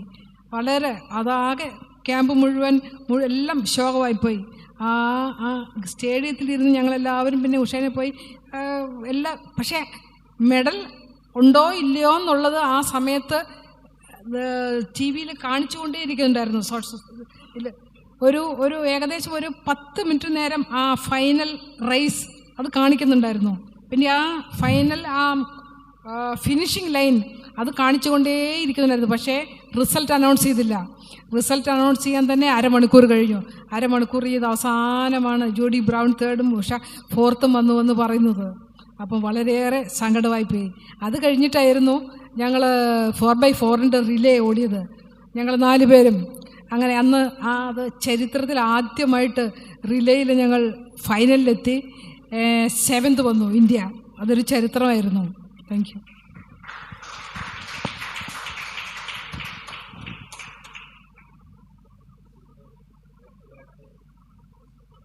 1989 ന്യൂഡൽഹി ഏഷ്യൻ മീറ്റിൽ 4x400 മീറ്റർ റിലേയിൽ സ്വർണത്തിലെത്തി മികച്ച ഫോം കാത്തു സൂക്ഷിച്ചിരുന്നു. പക്ഷേ അതിന് തൊട്ട് പിന്നാലെ വന്ന 99 ബെയ്ജിംഗ് ഏഷ്യാഡിന് അതിനു മുമ്പ് ട്രാക്കിനോട് വിട പറയാൻ തീരുമാനിക്കുകയാണ് ഇത്. അപ്പോൾ ആ സമയത്ത് നിരന്തരമായി നമുക്കറിയാമല്ലോ, നമ്മുടെ കായിക പുരസ്കാരങ്ങൾ എങ്ങനെയാണ് കിട്ടുന്നത്, അല്ലെങ്കിൽ അർഹതയ്ക്കുള്ള ആ അംഗീകാരങ്ങൾ അതാത് സമയങ്ങളിൽ കിട്ടുമ്പോൾ മാത്രമേ അത് വിലമതിക്കപ്പെടുന്നുള്ളൂ. പക്ഷേ നീണ്ട അവഗണനയുടെ നേരിടേണ്ടി വന്നിട്ടുണ്ട് ഈ അർജുന അവാർഡിൻ്റെ കാര്യത്തിൽ. നമുക്കറിയാം, കാരണം മിൽഖാ സിംഗിന് ഈ രാജ്യത്തെ ആദ്യത്തെ അർജുന അവാർഡ് കിട്ടേണ്ടത് മിൽഖാ സിംഗിനായിരുന്നു. പക്ഷേ മിൽഖാ സിംഗിന് കൊടുത്തത് 2000-ലാണ്. അന്ന് അദ്ദേഹം നിഷേധിക്കുകയാണ് ചെയ്തത്. അങ്ങനെ പലരുടെയും കാര്യത്തിലുണ്ട്. IM വിജയൻ്റെ കാര്യത്തിൽ അങ്ങനെ പലരുടെയും കാര്യത്തിലുണ്ട്. അത് വത്സമ്മയും മേഴ്സിക്കുട്ടനും അത് തന്നെയാണ് സംഭവിച്ചിട്ടുള്ളത്. 1988 അർജുന അവാർഡ് കൊടുത്ത അശ്വനി നെച്ചപ്പയ്ക്കായിരുന്നു. പക്ഷേ അർജുന അവാർഡ് വൈകിയതുകൊണ്ടല്ല ട്രാക്കിൽ നിന്ന് വിടാൻ തീരുമാനിച്ചതെന്നാണ് ഞാൻ മനസ്സിലാക്കുന്നത്. ഏതായാലും അന്ന് ട്രാക്കിനോട് ബെയ്ജിംഗ് ഒളിമ്പിക്സിന് തൊട്ട് മുമ്പ് വിട പറയാൻ പ്രഖ്യാപിക്കാനുള്ള കാരണം എന്തായിരുന്നു? അർജുന അവാർഡിൻ്റെ കാര്യം പറയണം. നമ്മളൊക്കെ സ്പോർട്സ് ചെയ്യുന്ന നമുക്കൊക്കെ അറിയാം, നമ്മൾ ഒരു സ്റ്റാൻഡേർഡ് എത്തിക്കഴിഞ്ഞാൽ നമ്മളെക്കാളും താന്ന് എന്ന് പറഞ്ഞാൽ പെർഫോമൻസ് ഇല്ലാത്തവർക്ക് അവാർഡ് കൊടുക്കുന്നത്. അന്ന് തന്നെ ആക്ച്വലി നമ്മൾ പറയുന്നില്ലേ, നമ്മുടെ ഈ നാഷണൽ അവാർഡ്സൊക്കെ പൊളിറ്റിക്കൽ അവാർഡാണ്. It's a political award. നമ്മളെല്ലാവരും അത് കൺസൾട്ട് ചെയ്യുന്ന ഇതാണ്. പല പ്രാവശ്യം നമുക്കത് അനുഭവങ്ങൾ. ഇപ്പം നമ്മുടെ പെർഫോമൻസ് ഇത് കാൽക്കുലേറ്റ് പിന്നെ 82 ഏഷ്യൻ ഗെയിംസ്, അതിന് മുമ്പ് എനിക്ക് മെഡലുണ്ട്. അപ്പോൾ അതൊക്കെ നോക്കുമ്പോൾ എനിക്ക് ശരിക്കും പറഞ്ഞാൽ 82 കഴിഞ്ഞില്ലേ, 83 അല്ല 84 ഒക്കെ എനിക്ക് കിട്ടേണ്ടതാണ്. കാരണം ഞാൻ നാഷണൽ റെക്കോർഡ് ഹോൾഡറുമാണ്. അപ്പം ഇങ്ങനെ നമ്മൾ നോക്കുമ്പോൾ നമ്മുടെ പെർഫോമൻസ് നോക്കുമ്പോൾ അപ്പോൾ അത് കൊടുക്കാത്തതുകൊണ്ട് പിന്നെയും ഞാൻ അങ്ങനെയാണ് സ്പോർട്സ് ചെയ്തുകൊണ്ടിരുന്നത്. നമ്മുടെ അച്ചീവ്മെൻറ്റ്സ് അനുസരിച്ചാണല്ലോ നമുക്ക് അവാർഡ് കിട്ടുന്നത്. അപ്പം നമ്മൾ പ്രതീക്ഷിച്ചുകൊണ്ടിരിക്കുന്ന നമുക്ക് അവാർഡ് കിട്ടും. അപ്പം ഞാൻ 18 ഏഷ്യൻ ട്രാക്ക് ആൻഡ് ഫീൽഡ് ഞാൻ ഗോൾഡ് റിലേ ടീമിൽ ആക്ച്വലി അതിലൊരു ചരിത്രമുണ്ട്. 89 ഏഷ്യൻ ട്രാക്ക് ആൻഡ് ഫീൽഡ്. അത് നമ്മുടെ മലയാളീസ് മാത്രമായിട്ട് ഓടിയ ഒരു റിലേ ടീമായിരുന്നു. First gold win.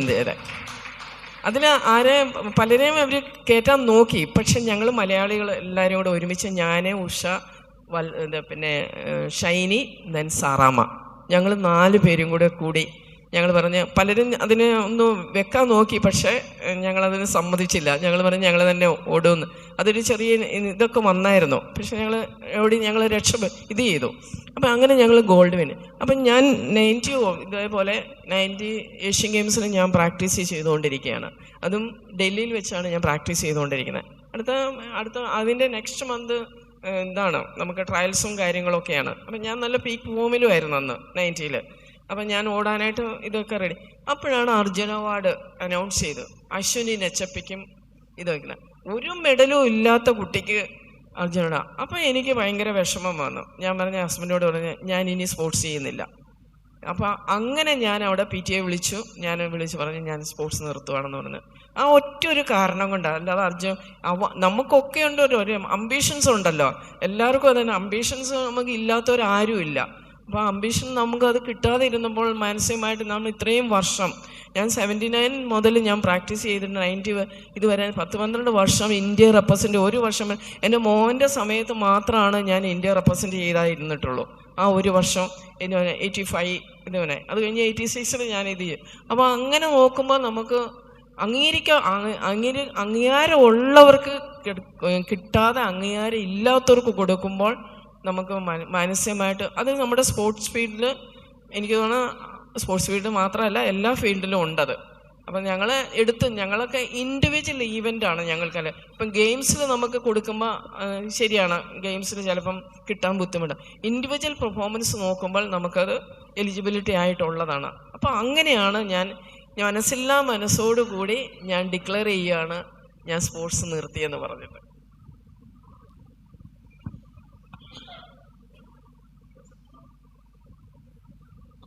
ആയിരത്തി 1985 ജാക്കർത്ത ഏഷ്യൻ മീറ്റിൽ റിലേയിൽ സ്വർണവും ഹഡിൽസിൽ വെള്ളിയും നേടിയിരുന്നു. 86 സോളിൽ രണ്ടാമത്തെ ഏഷ്യൻ ഗെയിംസിൽ റിലേയിൽ സ്വർണം നേടിയിരുന്നു. മൊത്തം 10 രാജ്യാന്തര മെഡലുകളടക്കം 100ഓളം മെഡലുകൾ വത്സമ്മ നേടിയിട്ടുണ്ട്. അപ്പോൾ ട്രാക്കിലെ നേട്ടങ്ങളിൽ അതേ സമയത്ത് റെയിൽവേയിൽ നേരത്തെ തന്നെ ഉദ്യോഗത്തിൽ പ്രവേശിക്കുകയും പിന്നീട് റെയിൽവേ ഓപ്പറേഷൻസ് മാനേജറായിട്ട് റിട്ടയർ ചെയ്യുകയാണ് ചെയ്തത്. ഈ റെയിൽവേയിലെ ജോലിയിലും അതിശഴിഞ്ഞ് ഈ കുടുംബജീവിതമൊക്കെ ഒന്നിച്ചു കൊണ്ടുപോകുമ്പോഴും സ്പോർട്സിൽ എത്രമാത്രം വ്യാപൃതമാകാൻ കഴിഞ്ഞു, എത്രമാത്രം നേട്ടങ്ങളിൽ എത്തിപ്പിടിക്കാൻ കഴിഞ്ഞു, ആ ട്രാക്കിലെ ജീവിതം സംതൃപ്തകരമായിരുന്നോ, അതിന് തടസ്സങ്ങൾ ഉണ്ടായിട്ടുണ്ടോ? 84 ലോസ് ഏഞ്ചൽസ് ഒളിമ്പിക്സും 86 സിയോൾ ഏഷ്യൻ ഗെയിംസും കഴിഞ്ഞ് അഗർത്തല ജബൽപൂർ നാഷണൽ മീറ്റിൽ വീണ്ടും 5 ഗോൾഡ് മെഡൽ നേടിയ ശേഷമാണ് ഞാൻ സ്പോർട്സ് നിർത്തിയത്. കാരണം റെയിൽവേ അപ്പോഴേക്കും എന്നെ ട്രെയിനിങ്ങിന് അയച്ചു. ബോംബെയിൽ ട്രെയിനിങ്ങിന് അയച്ചപ്പോൾ അവിടെ പ്രാക്ടീസ് ചെയ്യാൻ ഒന്നിനും സൗകര്യമില്ലാതായി തീർന്നു. അങ്ങനെയാണ് ഞാൻ പിന്നെ സ്പോർട്സ് നിർത്താമെന്ന് പറഞ്ഞു. ഈ ട്രെയിനിങ് കഴിഞ്ഞ് തിരിച്ച് വന്ന് എന്നെ അസിസ്റ്റൻറ്റ് കമേഴ്ഷ്യൽ മാനേജറായിട്ട് പോസ്റ്റ് ചെയ്തു. കമേഴ്ഷ്യൽ അത് ഫുൾ ടൈം ജോബാണ്. എന്ന് വെച്ചാൽ ഓരോ സിംഗിൾ പൈയും കൗണ്ട് ചെയ്തുകൊണ്ടിരിക്കും ദിവസം. ഓരോ ദിവസത്തെ ഏണിങ്സും റെയിൽവേയുടെ നമ്മൾ എത്രയാണെന്ന് കൂട്ടിക്കൊണ്ടേ ഇരിക്കണം. ഒരു സ്വല്പം എമൗണ്ടെങ്കിലും ഒരു ദിവസം കുറഞ്ഞാൽ അപ്പോൾ തന്നെ നമ്മൾ എക്സ്പ്ലനേഷൻ കൊടുക്കും എന്തുകൊണ്ടാണ് നമ്മുടെ ബുക്കിംഗ് ഓഫീസിലും റിസർവേഷൻ ഓഫീസിലോ ഗുഡ്സ് ഏണിങ്സ് കുറഞ്ഞതെന്നുള്ളത്. അങ്ങനെ സ്പോർട്സിൽ നിന്ന് കംപ്ലീറ്റ്ലി ഒരു കമേഴ്ഷ്യൽ ഓഫീസറായിട്ട് ഞാൻ മാറുകയായിരുന്നു. അപ്പോൾ പിന്നെ സ്പോർട്സ് ചെയ്യാനുള്ള യാതൊരു നിവൃത്തിയില്ല. പ്രാക്ടീസ് ചെയ്യാൻ രാവിലെയോ വൈകുന്നേരമോ ഒന്നും സമയം ഉണ്ടാവില്ല. പിന്നെ ഫ്രീക്വൻ്റായിട്ട് ഇൻസ്പെക്ഷൻ, റെയ്ഡ് ഇതെല്ലാം കണ്ടക്ട് ചെയ്യേണ്ടി വന്നു. അപ്പോൾ പിന്നെ സ്പോർട്സ് നിർത്തുക അല്ലാണ്ട് നിവൃത്തിയില്ലായിരുന്നു. അങ്ങനെയാണ് ഞാൻ സ്പോർട്സ് നിർത്തിയത്. രണ്ടുപേരോടുള്ള ചോദ്യമാണ്, കുടുംബജീവിതത്തെക്കുറിച്ചാണ്. 1981 നമ്മുടെ ഇന്ന് നമ്മോടൊപ്പം ഇല്ലാത്ത പ്രശസ്ത കായികതാരമായ മുരളിക്കുട്ടൻ്റെ ജീവിത പങ്കാളിയാകുന്ന മേഴ്സിക്കുട്ടൻ. അന്ന് കൊൽക്കട്ട FCIയിൽ ജോലി ഉണ്ടായിരുന്നു. അതിനുശേഷം ബീഹാർ ടിസ്കോയിലേക്ക് മുരളിക്കുട്ടനൊപ്പം സ്പോർട്സ് ഓഫീസറായിട്ടാണ് മേഴ്സിക്കുട്ടൻ ജീവിതം നയിച്ചത്. പിന്നീട് അവിടുന്ന് അവർ രണ്ടുപേരും വിടുകയാണ് ചെയ്തത്. പിന്നെ കായിക ജീവിതത്തിൽ കൂടുതൽ ശ്രദ്ധിക്കുകയാണ് ചെയ്തത്. അപ്പോൾ മേഴ്സിക്കുട്ടൻ അന്ന് മൂത്ത മകന് 8 വയസ്സുള്ളപ്പോൾ 8 മാസം കഴിഞ്ഞപ്പോൾ ട്രാക്കിൽ തിരിച്ചു വന്നിട്ടുണ്ട്. അങ്ങനെ അവർ കുടുംബജീവിതവും അത് ആ സമയത്ത് സ്പോർട്സ് എങ്ങനെ കൊണ്ടുപോയി എന്നുള്ളത് ഇത് രണ്ടുപേരുള്ള ചോദ്യമാണ്. അതുപോലെ വത്സമ്മ ഡോക്ടർ ജോസഫ്, ഒരു മകള് ഈവലിൻ, കുടുംബജീവിതവും കായിക ജീവിതവും ഉദ്യോഗവും എല്ലാം കൂടെ ഒന്നിച്ച് കൊണ്ടുപോയ അതൊന്ന് പറയണം രണ്ടുപേരും. ആക്ച്വലി എനിക്ക് തോന്നുന്നത് എൻ്റെ 19 വയസ്സിൽ എൻ്റെ മാരേജ്, ഞങ്ങൾ ലവ് മാരേജ് ആയിരുന്നു. ലവ് മാരേജ് സ്പോർട്സ് ഫീൽഡിൽ തന്നെ 81 ഏഷ്യൻ ട്രാക്ക് ആൻഡ് ഫീൽഡ് ഞങ്ങൾ പോയി കണ്ടുമുട്ടി. അപ്പോൾ അങ്ങനെയാണ് 81 എൻ്റെ സെപ്റ്റംബറിൽ എൻ്റെ മാരേജ് കഴിയുന്നത്. മാരേജ് കഴിഞ്ഞിട്ട് അപ്പം നേരെ ഞാൻ ജംഷഡ്പൂർക്കാണ് പോയത്. ജംഷഡ്പൂർ എൻ്റെ ഹസ്ബൻഡ് ടാറ്റാസിലാണ് വർക്ക് ചെയ്തുകൊണ്ടിരുന്നത്. അപ്പം ഞാൻ അവിടെ ജോയിൻ ചെയ്തില്ല. ഞാൻ നേരെ FCIയിൽ ജോയിൻ ചെയ്തു. അപ്പം ഞാൻ വിചാരിച്ച് എന്തായാലും അന്ന് ഞങ്ങളുടെ മാരേജ് എന്ന് പറഞ്ഞ ഒരു വിവാദമായിരുന്നു. കാര്യം ഞാൻ വെരി യങ് ആയിരുന്നു. എങ്ങെന്ന് പറഞ്ഞാൽ സ്പോർട്സിൽ നല്ല ടോപ്പിൽ നിൽക്കുമ്പോൾ ഞാൻ മാരേജ് കഴിഞ്ഞെന്ന് പറഞ്ഞിട്ട് ഭയങ്കര ഞങ്ങളുടെ ഇന്ത്യൻ ക്യാമ്പിലും ഞങ്ങളുടെ ഒഫീഷ്യൽസും അങ്ങനെയുള്ളവരെല്ലാവർക്കും ഭയങ്കര വിഷമം. അപ്പം ഇനി സ്പോർട്സ് നിർത്തിക്കഴിഞ്ഞാൽ ഭയങ്കര ഇതാവും. അപ്പം ഒരു ചാലഞ്ച് എടുത്തു. അപ്പം ഹസ്ബൻഡ് പുള്ളി സ്പോർട്സുകാരനായതുകൊണ്ട് നമ്മൾ ഇനിയും നിനക്ക് ചെയ്യാൻ താല്പര്യമുണ്ട്. അപ്പം ഞാൻ പറഞ്ഞു എനിക്ക് ചെയ്യണം, എനിക്ക് കുറേ അംബിഷൻസ് ഉണ്ട്. അപ്പോൾ അതിന് എനിക്ക് കംപ്ലീറ്റ്ലി എനിക്ക് സപ്പോർട്ട് ചെയ്തു എൻ്റെ ഹസ്ബൻഡ്. അപ്പോൾ ടാറ്റാസ് ആയിരുന്നുകൊണ്ട് ടാറ്റാ സ്റ്റീലിലായിരുന്നു ഞാൻ വർക്ക് ചെയ്തുകൊണ്ടിരുന്നത്. അപ്പോൾ അവിടെയും ഞങ്ങൾക്ക് സപ്പോർട്ടായിരുന്നു. കാര്യം സ്പോർട്സ് ആയത്. അത് കഴിഞ്ഞ ശേഷം 81 കഴിഞ്ഞിട്ട് 82 ഏഷ്യൻ ഗെയിംസിന് മുമ്പ് ഞാൻ ടാറ്റാസിൽ ജോയിൻ ചെയ്തു. ആസ് എ ഓഫീസറായിട്ട് ഞാൻ അവിടെ ജോയിൻ ചെയ്തു. അപ്പം ജോയിൻ ചെയ്ത് കഴിഞ്ഞപ്പോൾ പിന്നെ എനിക്ക് ടാറ്റാസിലുള്ള ഫെസിലിറ്റീസ് എനിക്ക് കിട്ടി. കാര്യം കമ്പയർ ടു അതർ ഡിപ്പാർട്ട്മെൻറ്റ്സ് നോക്കുമ്പോൾ ടാറ്റാസ് നമുക്ക് നല്ല സപ്പോർട്ടായിരുന്നു നമുക്ക് തന്നുകൊണ്ടിരുന്നത്. അപ്പം അതുകൊണ്ട് എനിക്ക് സ്പോർട്സ് ചെയ്യാൻ പറ്റി. ഞാൻ എവിടെയെങ്കിലും ട്രെയിനിങ്ങിന് പോകണമെങ്കിൽ എനിക്ക് അവിടെ പോയി ചെയ്യാനുള്ള സൗകര്യങ്ങൾ എനിക്ക് ചെയ്തു തന്നിരുന്നു. അപ്പം ഞങ്ങൾ രണ്ടുപേരും കൂടെ അങ്ങനെ സ്പോർട്സ്. അത് കഴിഞ്ഞ് 82 കഴിഞ്ഞ ശേഷമാണ് കുട്ടിസാറിൻ്റെ അടുത്തുനിന്ന് മാറി എൻ്റെ ഹസ്ബൻഡായിരുന്നു എന്നെ ട്രെയിൻ ചെയ്തുകൊണ്ടിരുന്നത്. ഞാൻ അങ്ങോട്ട് പോയതുകൊണ്ട് പിന്നീട് ഞങ്ങൾ ഹസ്ബൻഡിൻ്റെ കൂടെയാണ്. അത് കഴിഞ്ഞ് ഹസ്ബൻഡ് NIS ചെയ്തു. NIS ക്വാളിഫൈഡ് കോച്ചായി. പിന്നെ ടാറ്റാസിൻ്റെ കോച്ചായിരുന്നു. അപ്പോൾ അങ്ങനെ ഞങ്ങൾ ടാറ്റ ടീമിൻ്റെ കൂടെ ഓൾ ടീമിൻ്റെ കൂടെയായിരുന്നു ഞാൻ ട്രെയിൻ ചെയ്തുകൊണ്ടിരുന്നത്. അപ്പോൾ ഇടയ്ക്കിടയ്ക്ക് നാഷണൽ ക്യാമ്പിൽ വരും, തിരിച്ചു പോകും. അപ്പോൾ എനിക്ക് ഫുൾ നമ്മൾ പറയുന്നില്ലേ നമ്മുടെ ഹസ്ബൻഡ് ബാക്ക് ബോൺ ആണെന്ന് പറയുന്നത്, അത് തീർച്ചയായിട്ടും എനിക്ക് കിട്ടിയ ഒരു വ്യക്തിയാണ്. അത് കഴിഞ്ഞ ശേഷമാണ് ഏതായാലും ഇത്ര ആയില്ലേ, നമുക്കൊരു കുട്ടി ഉണ്ടായിക്കഴിഞ്ഞ ശേഷം വേണമെങ്കിൽ ഇനി സ്പോർട്സ് ചെയ്യാം. അപ്പം ഞങ്ങളൊക്കെ പിന്നെ ഏജ് പോയിക്കൊണ്ടിരിക്കുകയല്ലേ. അപ്പം അങ്ങനെയാണ് എനിക്കൊരു മോനുണ്ടായ ശേഷവും ഞാൻ പിന്നെ ഇത് സ്റ്റാർട്ട് ചെയ്തത്, പിന്നെ സ്പോർട്സ് ചെയ്തത്. അപ്പോൾ എൻ്റെ കുറേ അംബിഷൻസ് ഉണ്ടായിരുന്നു. അപ്പോൾ ആ അംബിഷൻസ് പൂർത്തീകരിക്കാൻ എൻ്റെ ഹസ്ബൻഡാണ് എനിക്ക് സപ്പോർട്ട് ചെയ്തത്. കാര്യം കംപ്ലീറ്റ്ലി നമ്മൾ പറയത്തില്ലേ ബാക്ക് ബോൺ.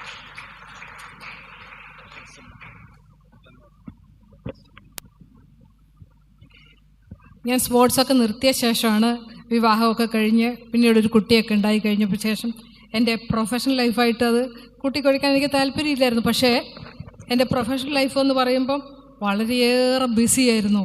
എൻ്റെ കുഞ്ഞുണ്ടായ ശേഷം നമ്മൾ ഈ ഇൻസ്പെക്ഷനൊക്കെ പോകുന്ന സമയത്ത് പണ്ട് ഈ റെയിൽവേയിലായിരുന്നു ഞാൻ വർക്ക് ചെയ്തുകൊണ്ടിരുന്നത്. റെയിൽവേയിൽ സേഫ്റ്റി ഓഫീസറായിട്ട് വർക്ക് ചെയ്യുന്ന സമയത്ത് ഇൻസ്പെക്ഷൻ എന്ന് പറഞ്ഞൊരു ഇൻസ്പെക്ഷൻ ഉണ്ട്.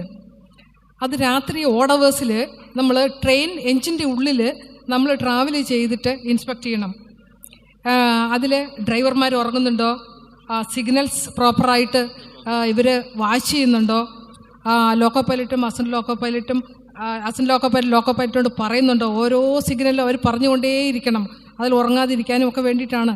പിന്നെ എന്തെങ്കിലും ട്രാക്കിൽ തടസ്സങ്ങളുണ്ടെങ്കിൽ ഓപ്പോസിറ്റ് വരുന്ന ട്രെയിനിൽ സിഗ്നൽ കൊടുക്കുന്നുണ്ടോ, ഇതൊക്കെ നോക്കാനാണ് രാത്രി VHs ഇൻസ്പെക്ഷൻ എന്ന് പറഞ്ഞ് നമ്മൾ പോകുന്നത്.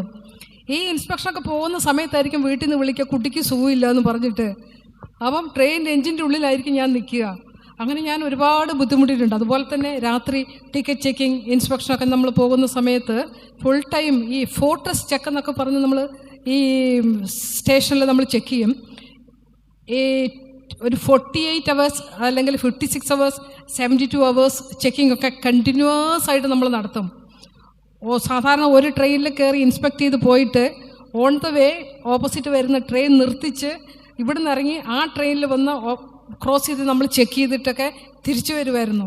അങ്ങനെ ആ ലൈഫ് ശരിക്കും ഹെക്റ്റിക് ആയിരുന്നു എന്ന് തന്നെ പറയാം. നമ്മുടെ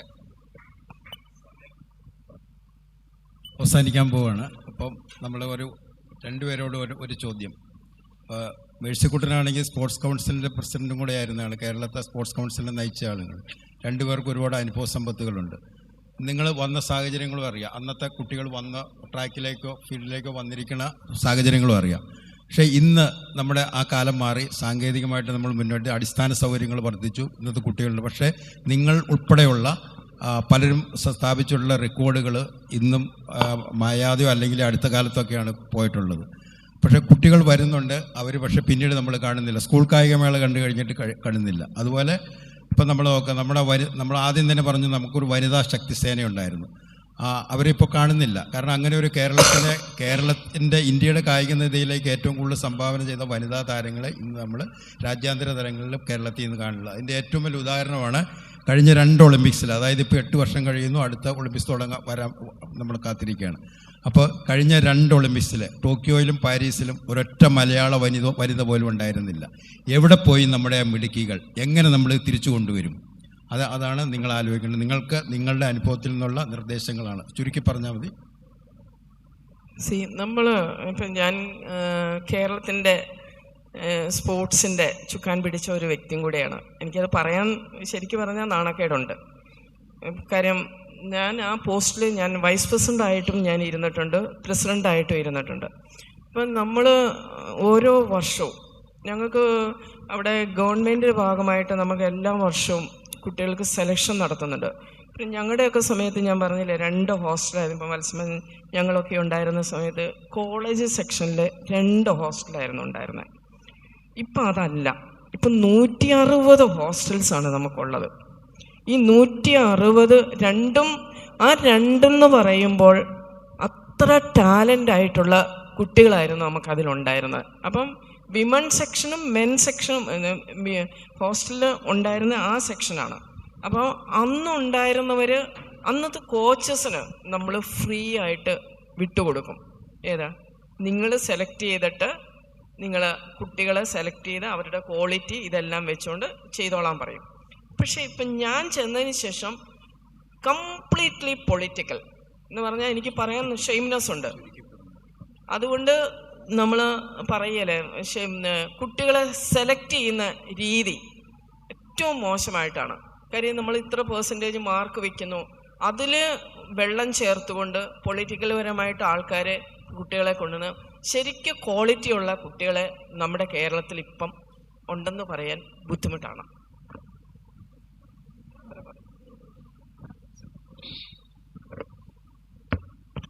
സാർ, ഒരു 5-6 കാരണങ്ങളുണ്ട് സാർ. നമ്മൾ 80 ഒളിമ്പിക്സ് മുതൽ റിയോ ഒളിമ്പിക്സ് വരേക്കും മലയാളി പ്രാതിനിധ്യം, കേരള വനിതകളുടെ മലയാളി പ്രാതിനിധ്യം ഉണ്ടായിരുന്നു. അത് നിലനിന്ന് പോന്നു. അതിനുശേഷം അടുത്ത 2 ഒളിമ്പിക്സിലെ മലയാളി പ്രാതിനിധ്യം തീരെ ഇല്ലാതെ പോയി. അതിൻ്റെ കാരണം അതുമാത്രമല്ല, നമ്മുടെ ഗ്രാസ് റൂട്ട് ലെവലിൽ തന്നെ നമ്മൾ ചിന്തിക്കണം. സ്കൂൾ ലെവലിലെ കുട്ടികൾ നമ്മൾ ദേശീയ ചാമ്പ്യന്മാരായിട്ട് പുറത്തു വരുന്നുണ്ട്. പക്ഷേ അതിനുശേഷം ഈ കുട്ടികളൊക്കെ എവിടെ പോയി എന്ന് നമ്മൾ അന്വേഷിക്കുന്നില്ല. ഒന്നാമതായിട്ട് കേരള ഗവൺമെൻറ് അല്ലെങ്കിൽ പണ്ട് നമുക്കുണ്ടായിരുന്ന സ്പോർട്സ് ഹോസ്റ്റലും ഫെസിലിറ്റീസും ഒക്കെ മറ്റ് സ്റ്റേറ്റുകാർ വന്ന് കണ്ട് പഠിച്ച് അവരവിടെ ഇംപ്ലിമെൻ്റ് ചെയ്ത് കുട്ടികളെ വളർത്തിക്കൊണ്ട് വരുന്നുണ്ട്. ഒന്നാമത്. രണ്ടാമത്, നമുക്ക് ടാലൻറ്റ് മാത്രം പോരാ, ഫെസിലിറ്റീസ് വേണം. സ്പോർട്സ് ഹോസ്റ്റലിൻ്റെ ദയനീയമായ അവസ്ഥ നമ്മൾ കാണേണ്ടത് തന്നെയാണ്. ഇന്നത്തെ നമ്മുടെ ജൻസി പിള്ളേരൊന്നും ഈ അവസ്ഥയിലൊന്നും ഒരു ഹോസ്റ്റലും പോയി കിടക്കില്ല. മറ്റ് സ്റ്റേറ്റുകാരും അതുപോലെ തന്നെയുള്ള സർവീസസ്, BSF, JSW, റിലയൻസ് എല്ലാവരും വന്ന് ഓരോ മീറ്റ് കഴിയുമ്പോൾ ഫസ്റ്റ് 8 പൊസിഷൻ വരുന്ന കുട്ടികളെ പോലും കൊണ്ടുപോയിട്ട് അവർക്ക് ജോലി അതല്ലെങ്കിൽ പ്രാക്ടീസ് ചെയ്യാനുള്ള എല്ലാ വാഗ്ദാനങ്ങളും കിറ്റ് എല്ലാം കൊടുത്ത് അവരെ കൊണ്ടുപോകുന്നുണ്ട്. പക്ഷേ നമ്മൾ ഈ കേരളത്തിൽ അതൊന്നും ചെയ്യുന്നില്ല. വാഗ്ദാനം ചെയ്ത എമൗണ്ട് പോലും, കാരണം ഓരോ ഇൻ്റർനാഷണൽ ഈവൻ്റ് അല്ലെങ്കിൽ ദേശീയ ഗെയിംസ് നടന്നു കഴിഞ്ഞിട്ടുള്ള ഈവൻ്റ് നടന്നു കഴിഞ്ഞ് അവർക്ക് വാഗ്ദാനം ചെയ്ത അവാർഡ് പോലും സമയത്ത് കൊടുക്കുന്നില്ല. പിന്നെ സ്പോർട്സ് ഹോസ്റ്റലിലെ കുട്ടികൾക്ക് നമ്മൾ ഫണ്ട് കറക്റ്റായിട്ട് നമ്മൾ കൊടുക്കണം അതാത് സമയത്ത്. അതല്ലാതെ ആരെങ്കിലും എന്തെങ്കിലും പിള്ളേർക്ക് കഞ്ഞി കൊടുത്ത് ഈ കുട്ടികളെ ഓരോ മാസവും ഫണ്ട് കിട്ടാതെ അവർക്ക് എന്തെങ്കിലും കൊടുത്ത് പ്രാക്ടീസ് ചെയ്യിച്ച് അവരെ കൊണ്ടുപോയിക്കൊണ്ടേയിരിക്കുകയാണ്. ഫണ്ട് ഒന്നാകെ കിട്ടുമ്പം ഈ നടത്തുന്ന ആൾക്കാരെടുക്കും. അവർക്ക് സപ്ലിമെൻറ്റ്സ് ഒന്നും സമയത്ത് കൊടുക്കാറില്ല. കുട്ടികൾ പിന്നെ സംവിധാനത്തിൻ്റെ ഒരു അപര്യാപ്തത എന്ന് പറയുന്നത്, ഈ കുട്ടികൾ പ്രാക്ടീസ് ചെയ്യുന്നുണ്ടോ, ട്രെയിൻ ചെയ്യുന്നുണ്ടോ, അവരുടെ പെർഫോമൻസ് എന്താണ്, അത് വാച്ച് ചെയ്യാൻ ഒരു ടീം വേണം. അതാണ് സംവിധാനത്തിൻ്റെ അപര്യാപ്തത എന്ന് ഞാൻ പറഞ്ഞത്. രണ്ടാമതായിട്ട്, ഈ സെലക്ട് ചെയ്ത് സ്പോർട്സ് കോഴ്സിൽ എത്തുന്ന കുട്ടികളെ ശരിക്കും പ്രാക്ടീസ് ചെയ്യിക്കാൻ കോച്ചസ് വേണം. ഈ കോച്ചസിന് സമയാസമയത്ത് ശമ്പളം കൊടുത്തെങ്കിൽ അവർ പണിയെടുക്കില്ല. പിന്നെ സ്കൂൾ ലെവലിലുള്ള കുട്ടികൾക്ക് ഫിസിക്കൽ എഡ്യൂക്കേഷൻ ടീച്ചേഴ്സ് അവരെ ഒരു സ്കൂളിൽ ഇപ്പോൾ പോസ്റ്റ് ചെയ്യാറില്ല. അവിടെ സ്പോർട്സ് നടത്താറില്ല. നടത്തിയാൽ തന്നെ ഒരു പ്രഹസനമായി നടത്തിക്കൊണ്ട് പോകുന്നു. അവർക്ക് അവരുടെ സ്പോർട്സിനുള്ള ആ സമയം പോലും ബാക്കിയുള്ള സബ്ജക്റ്റിന് വേണ്ടിയിട്ട് അവർ ചെലവഴിക്കുകയാണ് ചെയ്തുകൊണ്ടിരിക്കുന്നത്. ഇങ്ങനെ ഒരു അവസ്ഥയിൽ നമ്മുടെ സ്പോർട്സ് ഇനിയും ഡെവലപ്പ് ചെയ്യണം നമ്മൾ പറഞ്ഞുകൊണ്ടിരുന്നിട്ട് മാത്രം കാര്യമില്ല. പിന്നെ അത്ലറ്റിക്സിന് ഫണ്ട് മീൻസ് സ്പോൺസർഷിപ്പ് കിട്ടാറേ ഇല്ല ക്രിക്കറ്റോ ഫുട്ബോളോ പോലെ. അതുകൊണ്ട് നമ്മൾ ഗവൺമെൻറ് ഫണ്ട് തന്നെയാണ് നമുക്ക് വേണ്ടത്. അത് സമയത്ത് കൊടുക്കണം. കുട്ടികൾക്ക് പോകാനുള്ള TADയോ ട്രാവലിംഗ് അലവൻസോ അതെല്ലാം നമ്മൾ സമയത്ത് കൊടുക്കണം. സമയമാണ് ഏറ്റവും ആവശ്യം. എന്നാൽ മാത്രമേ ഇനി ഡെവലപ്പ് ചെയ്യുള്ളൂ നമ്മുടെ സ്പോർട്സ്. നമ്മുടെ കായികരംഗം ഇപ്പോൾ എങ്ങനെയാണ് പോകുന്നുള്ളത്, അതിൻ്റെ ദൂഷ്യങ്ങൾ, അതിൻ്റെ വിഷമതകൾ അതെല്ലാം ഇന്നിവിടെ അവതരിപ്പിച്ചത്. അതിനുള്ള നിർദ്ദേശങ്ങളാണ് ഇവരുടെ അനുഭവ സമ്പത്തിൽ എന്ന് പറഞ്ഞത്. ഇത് നമ്മൾ പരിശോധിക്കുകയും വിചിന്തനം നടത്തുകയും ഭാവിയിലേക്ക് നമ്മുടെ അത്ലറ്റിക്സ് ഉൾപ്പെടെ നമ്മുടെ കായികരംഗം മുന്നോട്ട് കൊണ്ടുപോകാനുള്ള ശ്രമങ്ങൾ നടത്താനുള്ളൊരു പ്രചോദനവും കൂടിയാണ് ഇപ്പോൾ നിങ്ങൾക്ക് കിട്ടിയിരിക്കുന്നത്. അത് നിങ്ങൾ അതിനെക്കുറിച്ച് ആലോചിക്കുക. അതുകൊണ്ട് നമ്മുടെ സമയപരിമിതിയുണ്ട്, അതുകൊണ്ട് നിർത്തുന്നു. എല്ലാവർക്കും നമസ്കാരം.